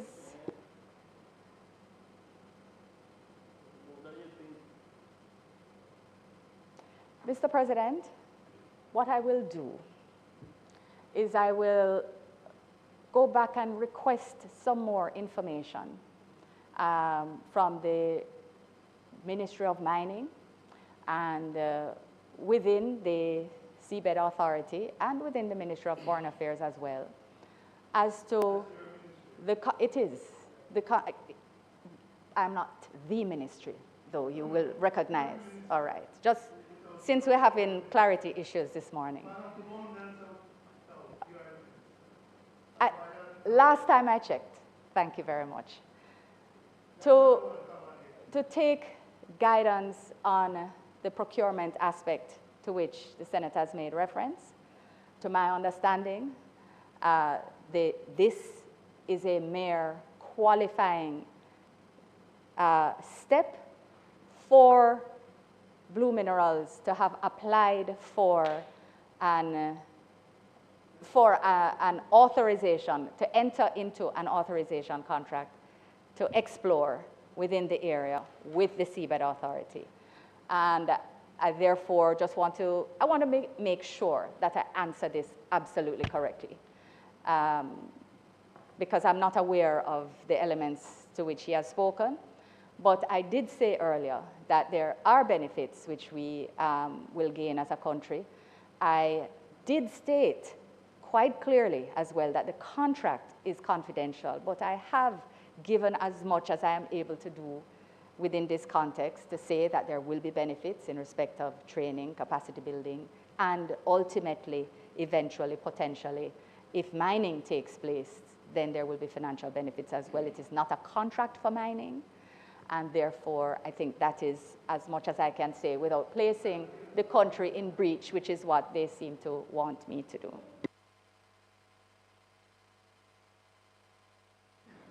Would you agree, Minister, that this sponsorship by our beloved country, Jamaica, has a value to Blue Minerals? And is that value transferable to other companies? That is to say, Blue Mineral could receive payment, for example, from another company for transferring our sponsorship to them.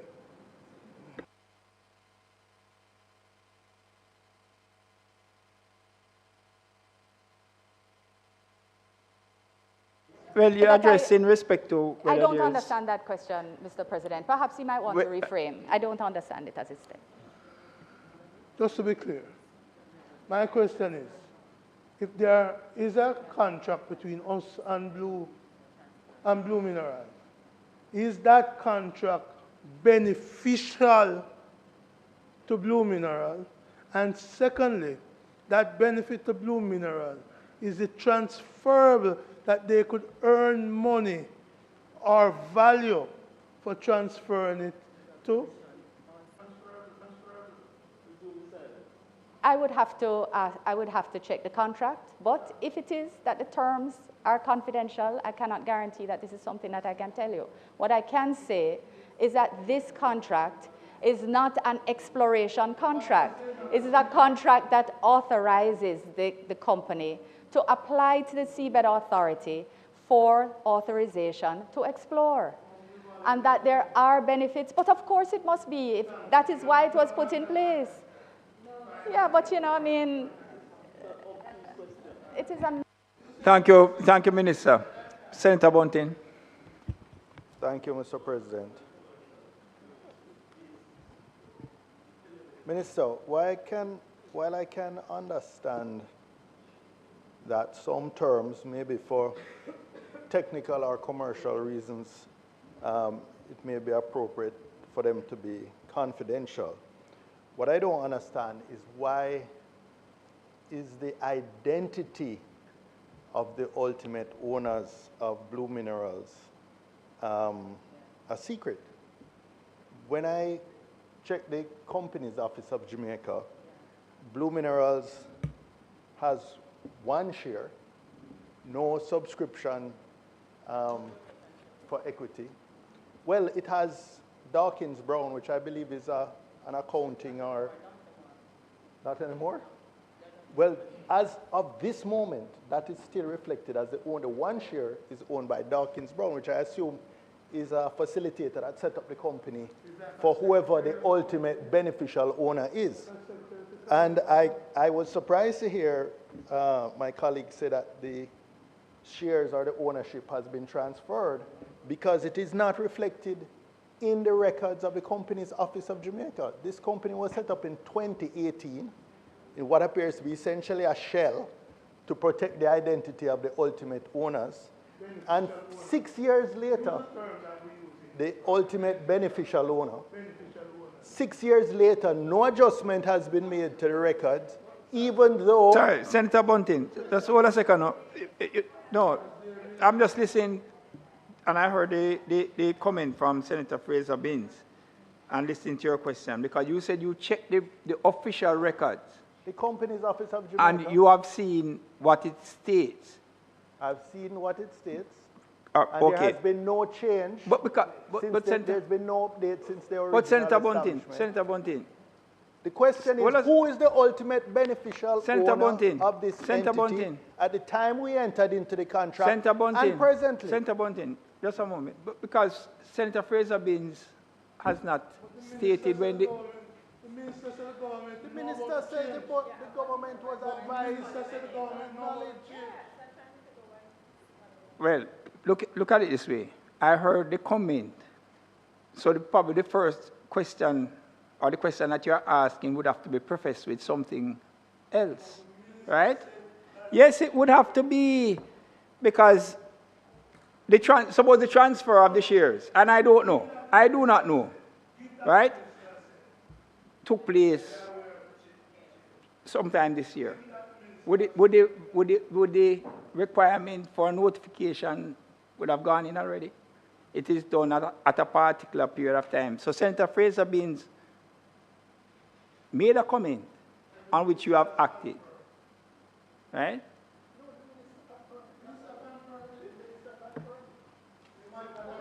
And so the official record, all I'm saying, is that the official record exists at the Registrar of Companies. And good.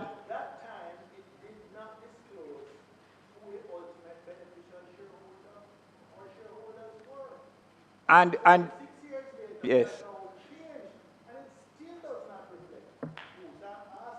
When did it change, Senator Bunting?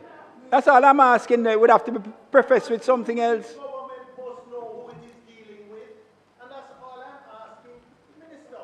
Who was the ultimate beneficial? So you wish to know? So your simple question is? Okay. All right. Have a seat, Senator Bunting. Minister. Just to indicate that I will ask the technical people to not only to just refresh my memory on these matters, and also I think that it would be in order for us to inquire about the updating of the records at the company's office if they are not reflective of development since the initial incorporation.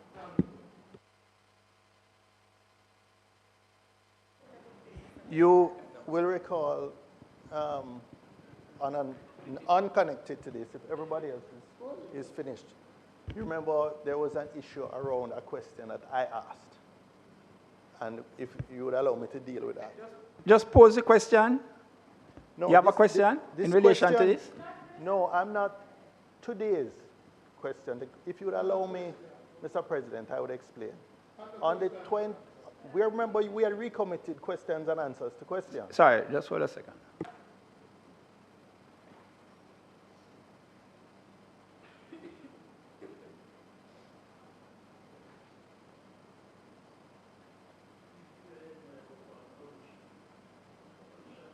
Man, you win yesterday too, love, Be happy now and just keep your mouth quiet.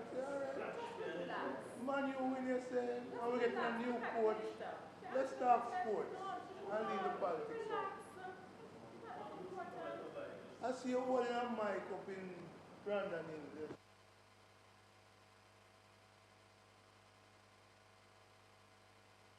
Senator Bunting, these are the questions, the answers to which were circulated at an earlier date. For me to recap, on the 27th of September, the then acting House Leader rose to respond to my questions. My questions had an asterisk on it, which meant I wanted an oral response. All right, Senator. I got some clarification. I got some clarification from the clerk, so that's what I'm asking. Well, that's what I'm just seeking some clarification. I got some clarification. You're taking us back to our previous point, right? You were not in the seat at that time. I appreciate. So I understand that it was. The leader of government business wasn't here either. I am asking, was it the questions and answers in relation that were given by Senator Hill? They were not given. That is the point I'm making. It was circulated, I'm told. No. Mr. President. The minister, okay, the minister at the time. Just allow me to speak and then you no, can sir. respond. No. We're not going to operate either. We're not going to operate either. We are not going to operate in that manner. So you are going to respond to something I have not yet asked? We are not going to operate. No. How are we going to operate? You are going to respond to something I have not. Senator Bunting, have a seat. All right, well, that is it. That's it. Yeah, man. And it will not go on. No. What is the point of order? What's the point of order? The point of order? You can only hear it if you allow me to speak. And I'm asking you, what is the point of order? My point of order is that question and answers, question asked by the opposition, are due answers in accordance with the standing order. And the president of the time said that the answers would be given. So far, it will be given orally. And so far, the answers have not been given And we're demanding that we not be muzzled and the people of Jamaica be allowed to get answers to questions we're asking. Senator Brown. That's the point I'm making. Muzzling is against the standing order. Senator Brown, there is no muzzling. And I sought clarification from the clerk's desk, and I am informed that in relation to what Senator Brownton has sought to raise were questions that were posed to Senator Hill. Senator Hill is not here today. All right? So I'm asking if it is relative to this, what the minister has spoken about. You said Minister Johnson Hill was not, Johnson Smith was not here on that day. So it was being dealt with by Senator Hill. Those are the questions.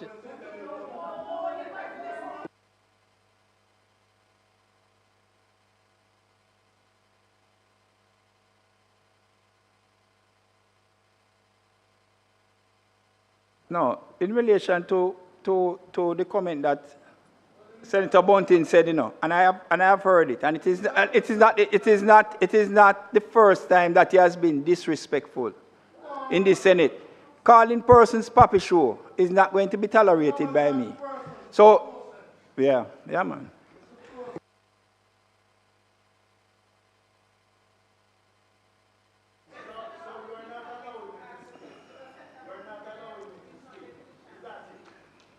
Well, I am, unless it is relative to what we have before us at the present moment, and that is what I want my queries on. I'm asking you if it relates to this. That the presentation, is it following on this? We have completed this. Hold a second, Senator Fraser Binns. I am asking simply.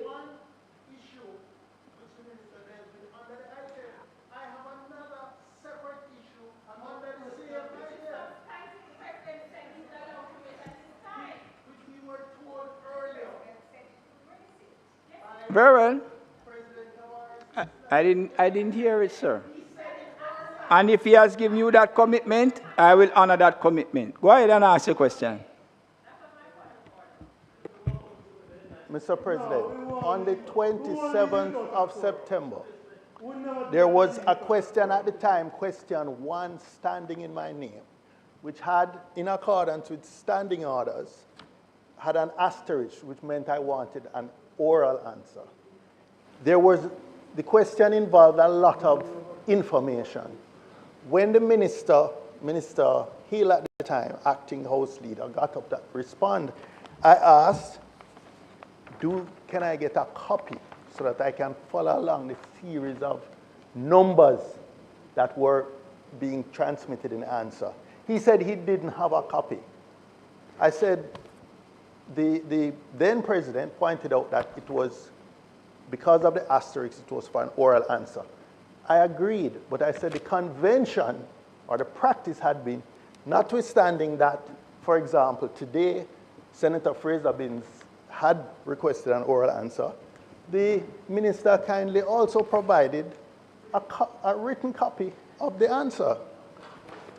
Then the commitment was given that, okay, we will do it, we will take the question at the next convenient sitting where you will get both in accordance with the practice, even though not strictly required under standing orders. To my surprise, it then came in the minutes. How it reached the minutes when it was neither answered orally, nor was a copy circulated, that in itself is completely incorrect and out of the order of the Senate's business. How can it reach the minutes when it was neither answered orally nor were written answers tabled? And in any event, what is in the minutes is incomplete because 2 of the questions referred to a letter from Discovery Bay Operations Limited, which were not included in the minutes. So we still do not have a complete answer, even if I wanted to make it slide. but I don't think I should make it slide because for good order and accuracy, the minutes should reflect what actually took place.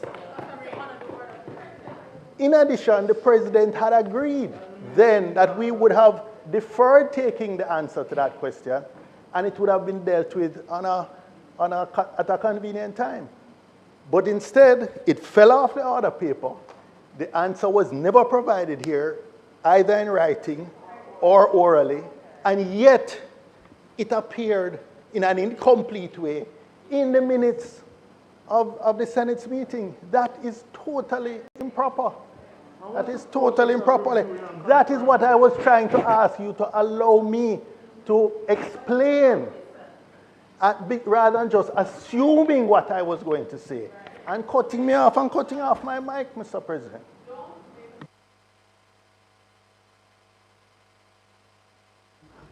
Minister. Mr. President, I just wish to suggest, as the President is not here, the clerk is not here, nor is the minister who was acting as House Leader at that time. They are not here.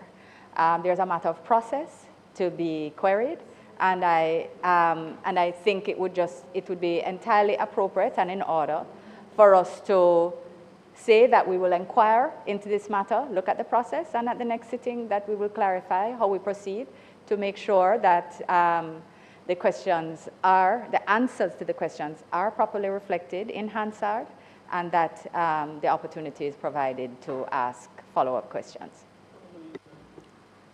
Very well. Is there any other matter? Minister.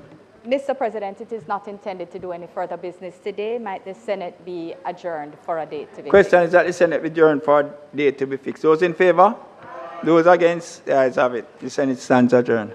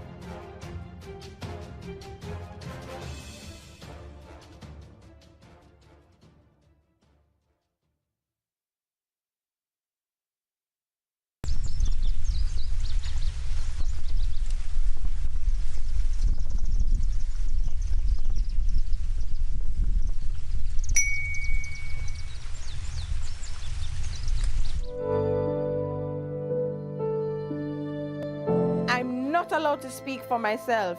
They make all the decisions. I'm not allowed to go anywhere by myself. They're afraid I'll escape. See how my hand and face bruise up? Them beat me because me say me tired. I'm only 13, but they said if I work harder, they will allow me to go home. Me no have no birth paper, no ID. Them take all of my documents, them. Victims of human trafficking are all around us and they need our help. Forced labor is one of the many forms of human trafficking. If you see something, say something. Report suspected cases of human trafficking. Call the nearest police station, 119 or 888, protect. We want a piece for Jamaica. Yo, what are you? Oh, man, none of that. Yo, no, brother, no, man. You see you ever play ref? Dirty game, man, please. Yeah, but a bad game. No, I said, place when you come from, brother, I want to live good, man. I want to live good, brethren. Just shake hands, I can play a little bad, brethren. Really have to shake hands? Yeah, man, and no badness, brethren. Just live good, man. That's it. Come together, and make the violence done.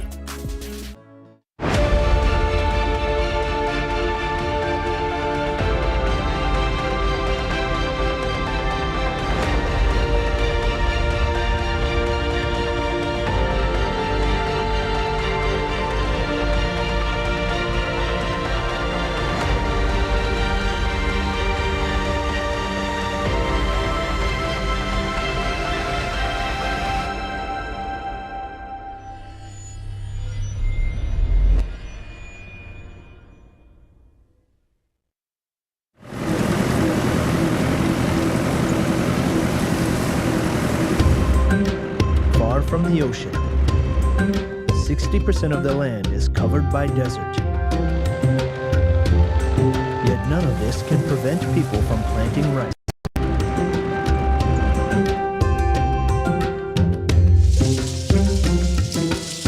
Even along the rim of the desert, people will still find a way to plant rice. Perhaps it's because rice is scarce and hard to grow that people here regard it as super important.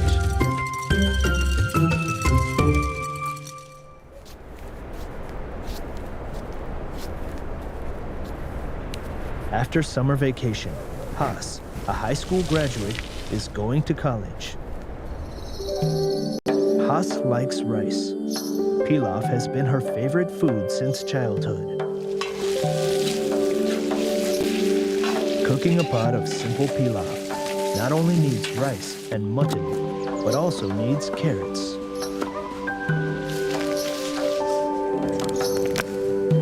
The carrots here are yellow.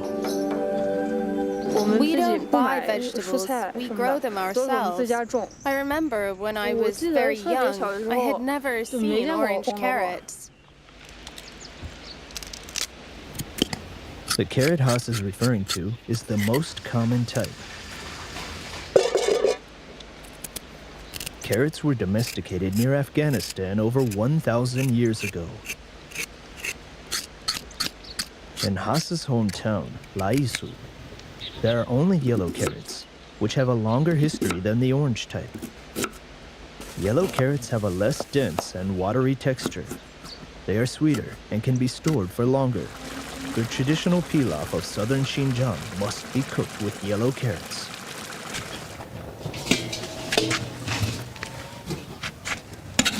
Pilaf isn't just a delicious dish. In the home of Xinjiang people, even the simplest pilaf can be a celebratory food, which separates it from common dishes.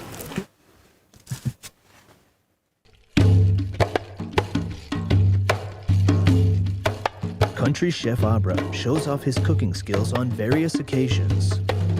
When folks hold weddings or treat the whole village to pilaf, they ask him to be the chef.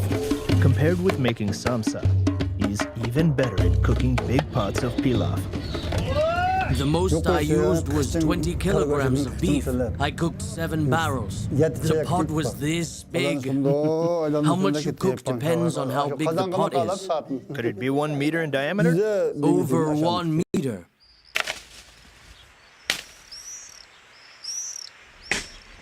It's the harvest season in Baga Chi Town, Khotan County.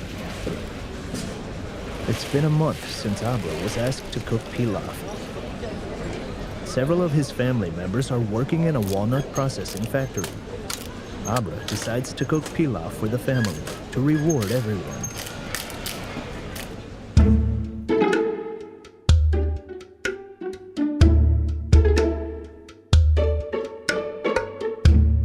The pot is thick and the stove is airtight. With them I feel at ease and can cook nice pilaf. To cook a pot of delicious pilaf, you should pick a good pot and a good stove.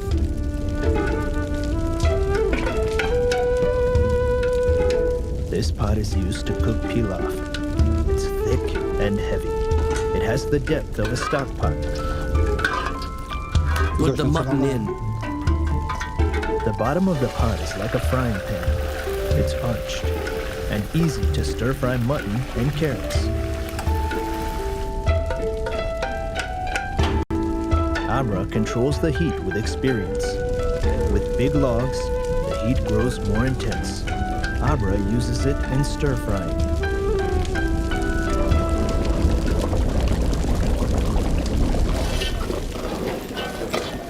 Bring me some salt. Salt? Yes, please.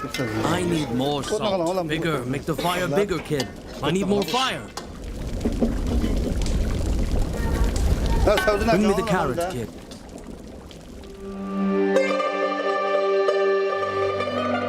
In recent years, orange carrots began to appear in southern Xinjiang.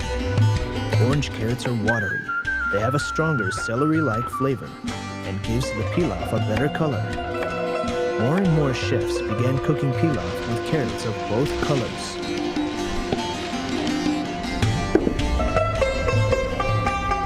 Next is to control the proportion of water. You will decide the taste of the pilaf. First, scoop out the boiled soup. You must learn from a master to grasp the technique. Being a chef requires great technique. I learned from a master. My master has since passed away. To tell you the truth, without a master, no one will tell you the secrets.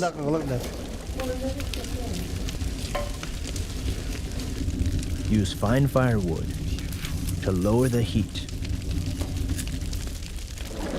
Put rice on the carrots with great care. And don't stir. Stirring will not only gelatinize the rice and turn it sticky, but make the grains sink to the bottom of the pot and become scorched. Put the soup back into the pot.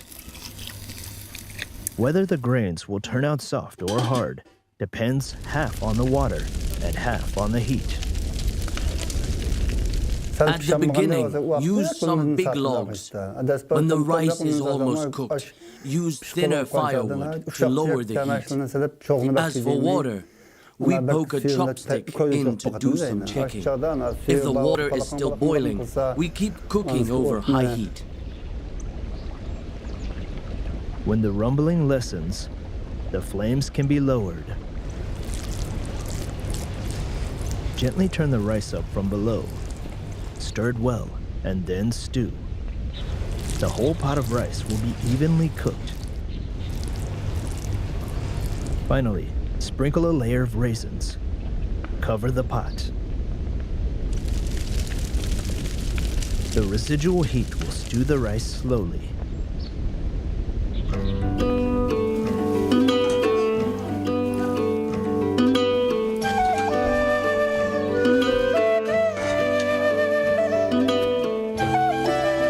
Dad cooks the best pilaf.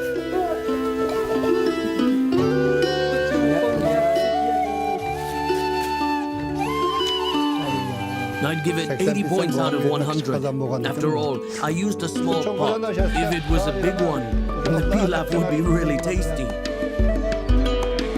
The pilaf, cooked with firewood and big pots in the countryside, has always been regarded as the most delicious. It's one of the most important days of our life, like weddings, or at friends' parties, or funerals. Pilaf is always served.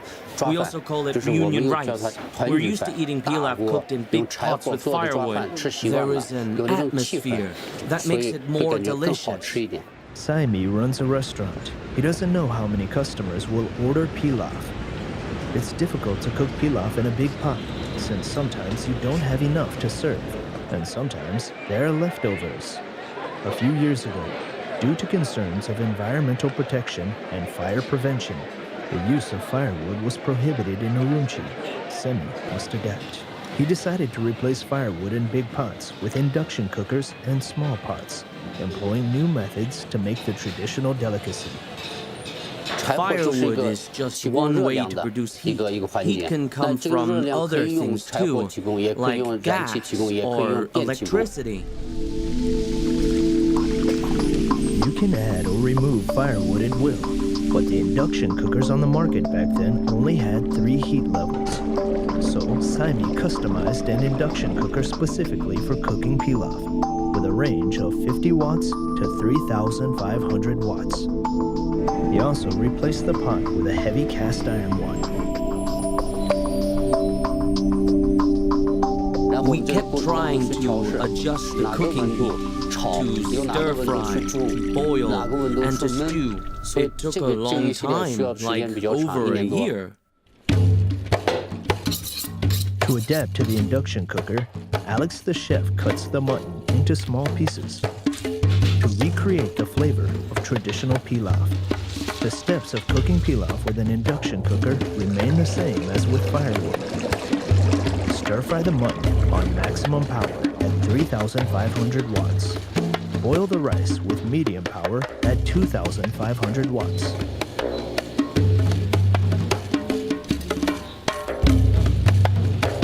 And stew the pilaf at 500 watts. The accurate numbers make it easy to control the heat.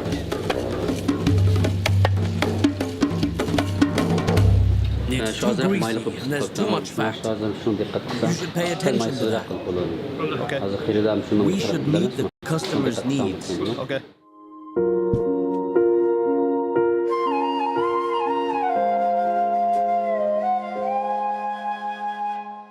From the south to the north in Xinjiang, the varieties of pilaf are endless.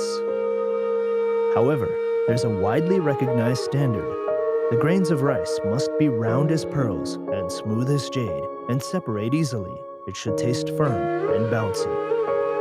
The pilaf our chef cooks with the induction cooker tastes the same as traditional pilaf.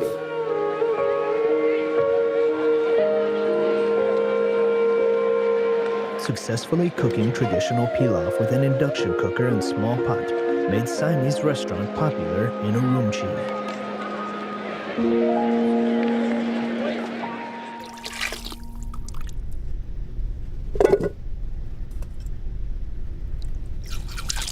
Haas will leave home for college in 5 days. Today, she's going to try cooking pilaf in a rice cooker with her mom. It isn't easy to stir-fry food in a rice cooker, so they must stir-fry mutton and carrots first in a pot. Large pieces of mutton take more time to cook, so they only put the rice in when the mutton is almost cooked.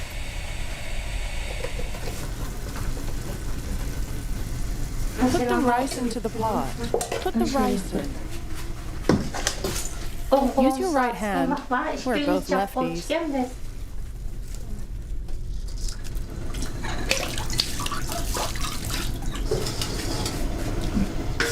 Give it a thorough stir. Mom hopes Haas can cook pilaf by herself in another city. But this is her first time to cook pilaf in a rice cooker. She keeps tasting it and lifts the lid every now and then to stir the rice. This shows she's inexperienced and unsure. She doesn't know how it will turn out.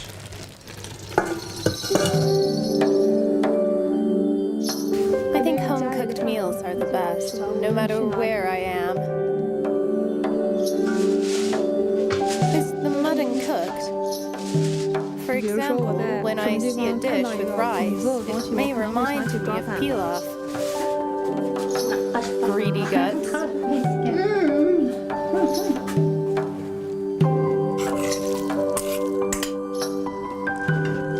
As the chef said, due to repeat stirring, the grains of rice are sticky and not separated. But it's still the taste of home.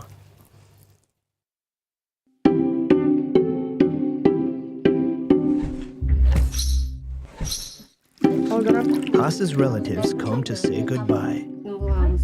These days, Mom and Dad are grieving their separation from the daughter. Where is the university? Yangzhou University. Yangzhou University. Department of Architecture. I'll leave for Hotan on the 27th and take the train at 7 a.m. on the 28th.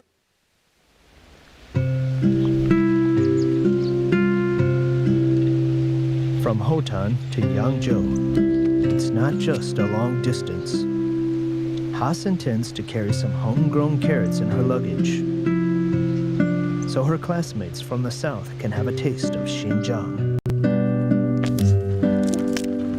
As long as there is rice, mutton, and carrots, people can cook pilaf, but the most authentic pilaf must be cooked with yellow carrots.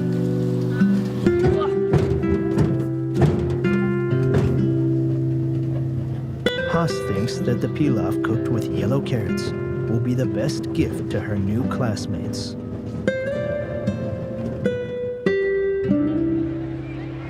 In the Karakash Bulak night market, there's an unforgettable dessert. Do you want molasses? Yes, enough. Enough. Is that sweet enough? Yes. I'll eat here. Tasty. Really? Yes. Tasty. So tasty. Why do they video you? They call me Princess Songza. When they first came, they thought it was delicious, so they ate a lot of Songza. They complimented me on my cooking skills. They film you because you're Princess Songza. Good. Songza or shaved ice? 2 shaved ices. Zongza and shaved ice make the summer night cool and sweet. Why don't you give it a try? Tasty. 3, 1 each. So cheap. Everyone who eats Zongza the first time will be surprised. The Zongza here completely blew people away. The history of Hotan Zongza isn't long. It's Mira Guli's mom who made Zongza famous.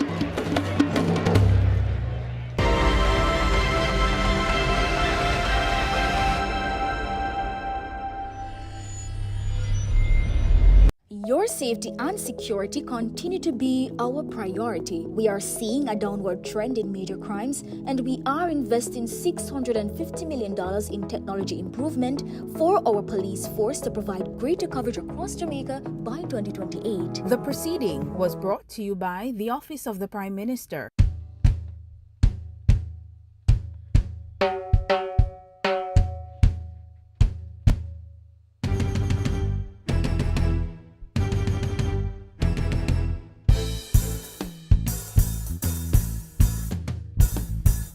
Take it down. Reggae music is the heartbeat of the country. Low and stable inflation is the heartbeat of the economy.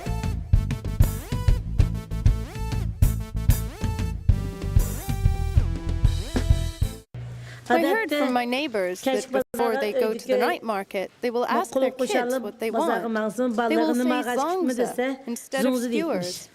Before, my relatives in the countryside came to town, they'd ask the kids what they want. They want zongza too. They call it yogurt pilaf. My grandpa really mastered the technique.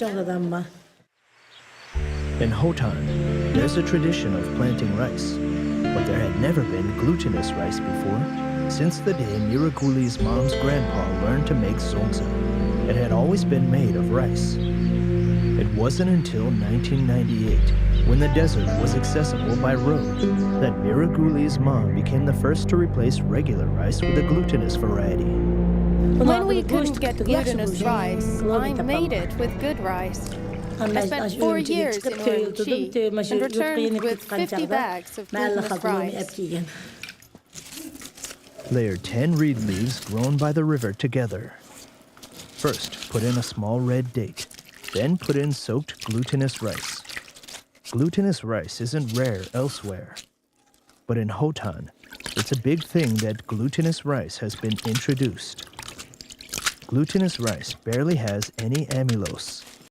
After cooking, it becomes sticky and soft. With glutinous rice, Hotan Zongza finally became real Zongza.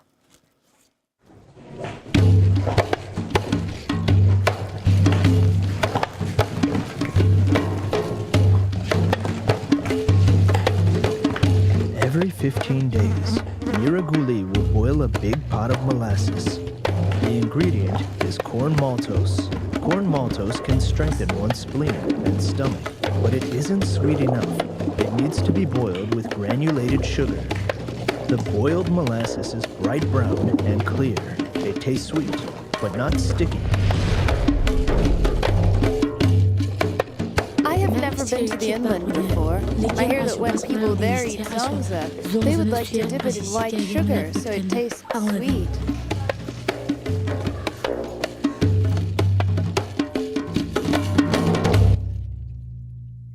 In Hotan, people sweeten zongza with molasses.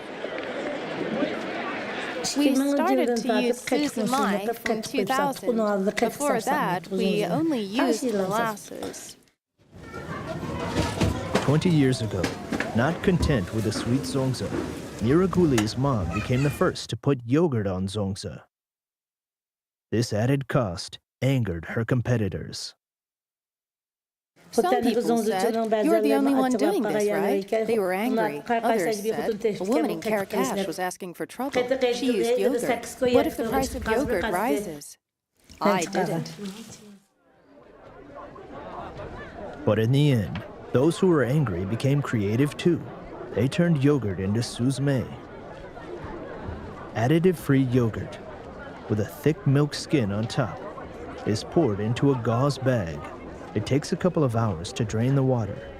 People in Xinjiang call the finished product suzme. Bye, sis. Suzme has a dense and mellow texture with a flavor of yogurt and cream. Mix in the amazing sweetness of molasses. Hotan Zongzi finally becomes extraordinary. The norm is spreading a thick layer of suzme on ordinary zongzi and topping it with a layer of molasses. With homemade fig jam or quince jam, it becomes luxurious. The glutinous rice thus gains a sour, sweet, creamy, and fruity taste. 4 years ago, I was selling salsa in Boston night market. One night, a beautiful, short-haired woman went and tried my salsa. She wouldn't let others get close to the stand when she was there. And while she was eating, a chubby young man was shooting videos for her. They stayed for a long time that night. They paid my salsa extravagant compliments. I didn't know they were journalists at that time. But soon after that, I found they posted the videos online, in which they called me Princess Zongzi. The videos soon went viral.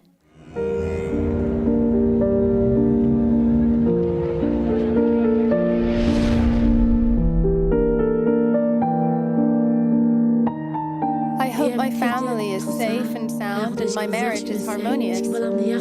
I'll make money for my kids' schooling. I want them to be useful members of society. I'll continue my business. Even if it isn't big, I'll still work hard and live well.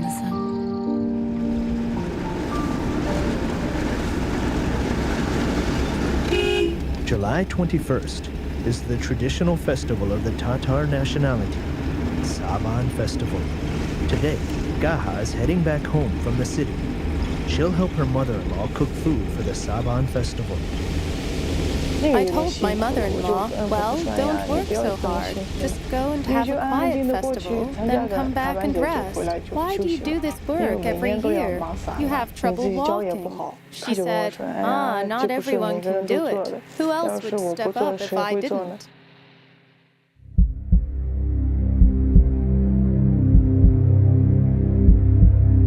Gaha's mother-in-law, Asai Mukhan, is good at making pastry. To welcome the Saban Festival, she started working a few days ago. She intends to make 15 types of pastry, of which the most difficult is gubadia. It's the centerpiece of the festival. It's a precious delicacy, meant for respected guests. Look what's inside it. In Tatar language, it's called gubadia.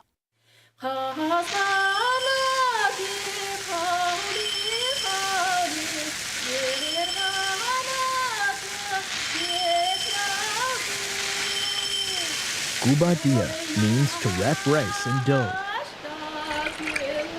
There aren't many people who know how to make gubadia.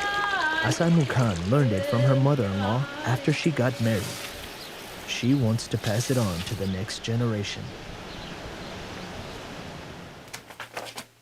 Asai Mukhan has a hard-earned recipe written in Russian, Tatar, and English. Gaha knows Russian. She can help study the recipe. Castor sugar. Oil.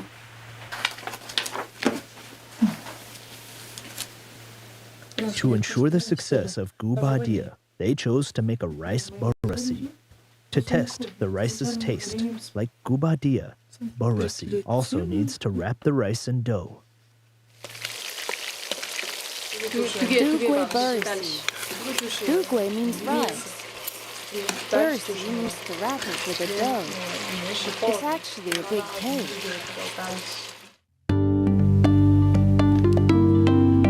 First, cook the rice with mutton, onions, carrots, and dried fruit.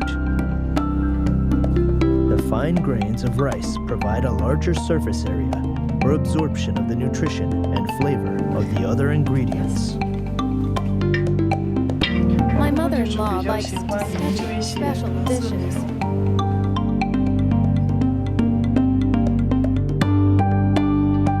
Wrap the rice in dough and cover it.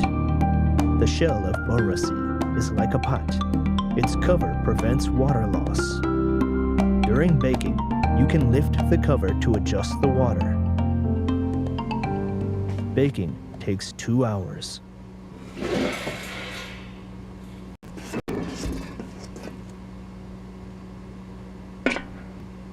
The shell is crisp. While baking, the rice inside is still soft, moist, and bouncy. Test results show the rice can bring out the flavor of gubadia. It's good. The rice was steamed very well. Don't put too much oil in. It's good you put more salt.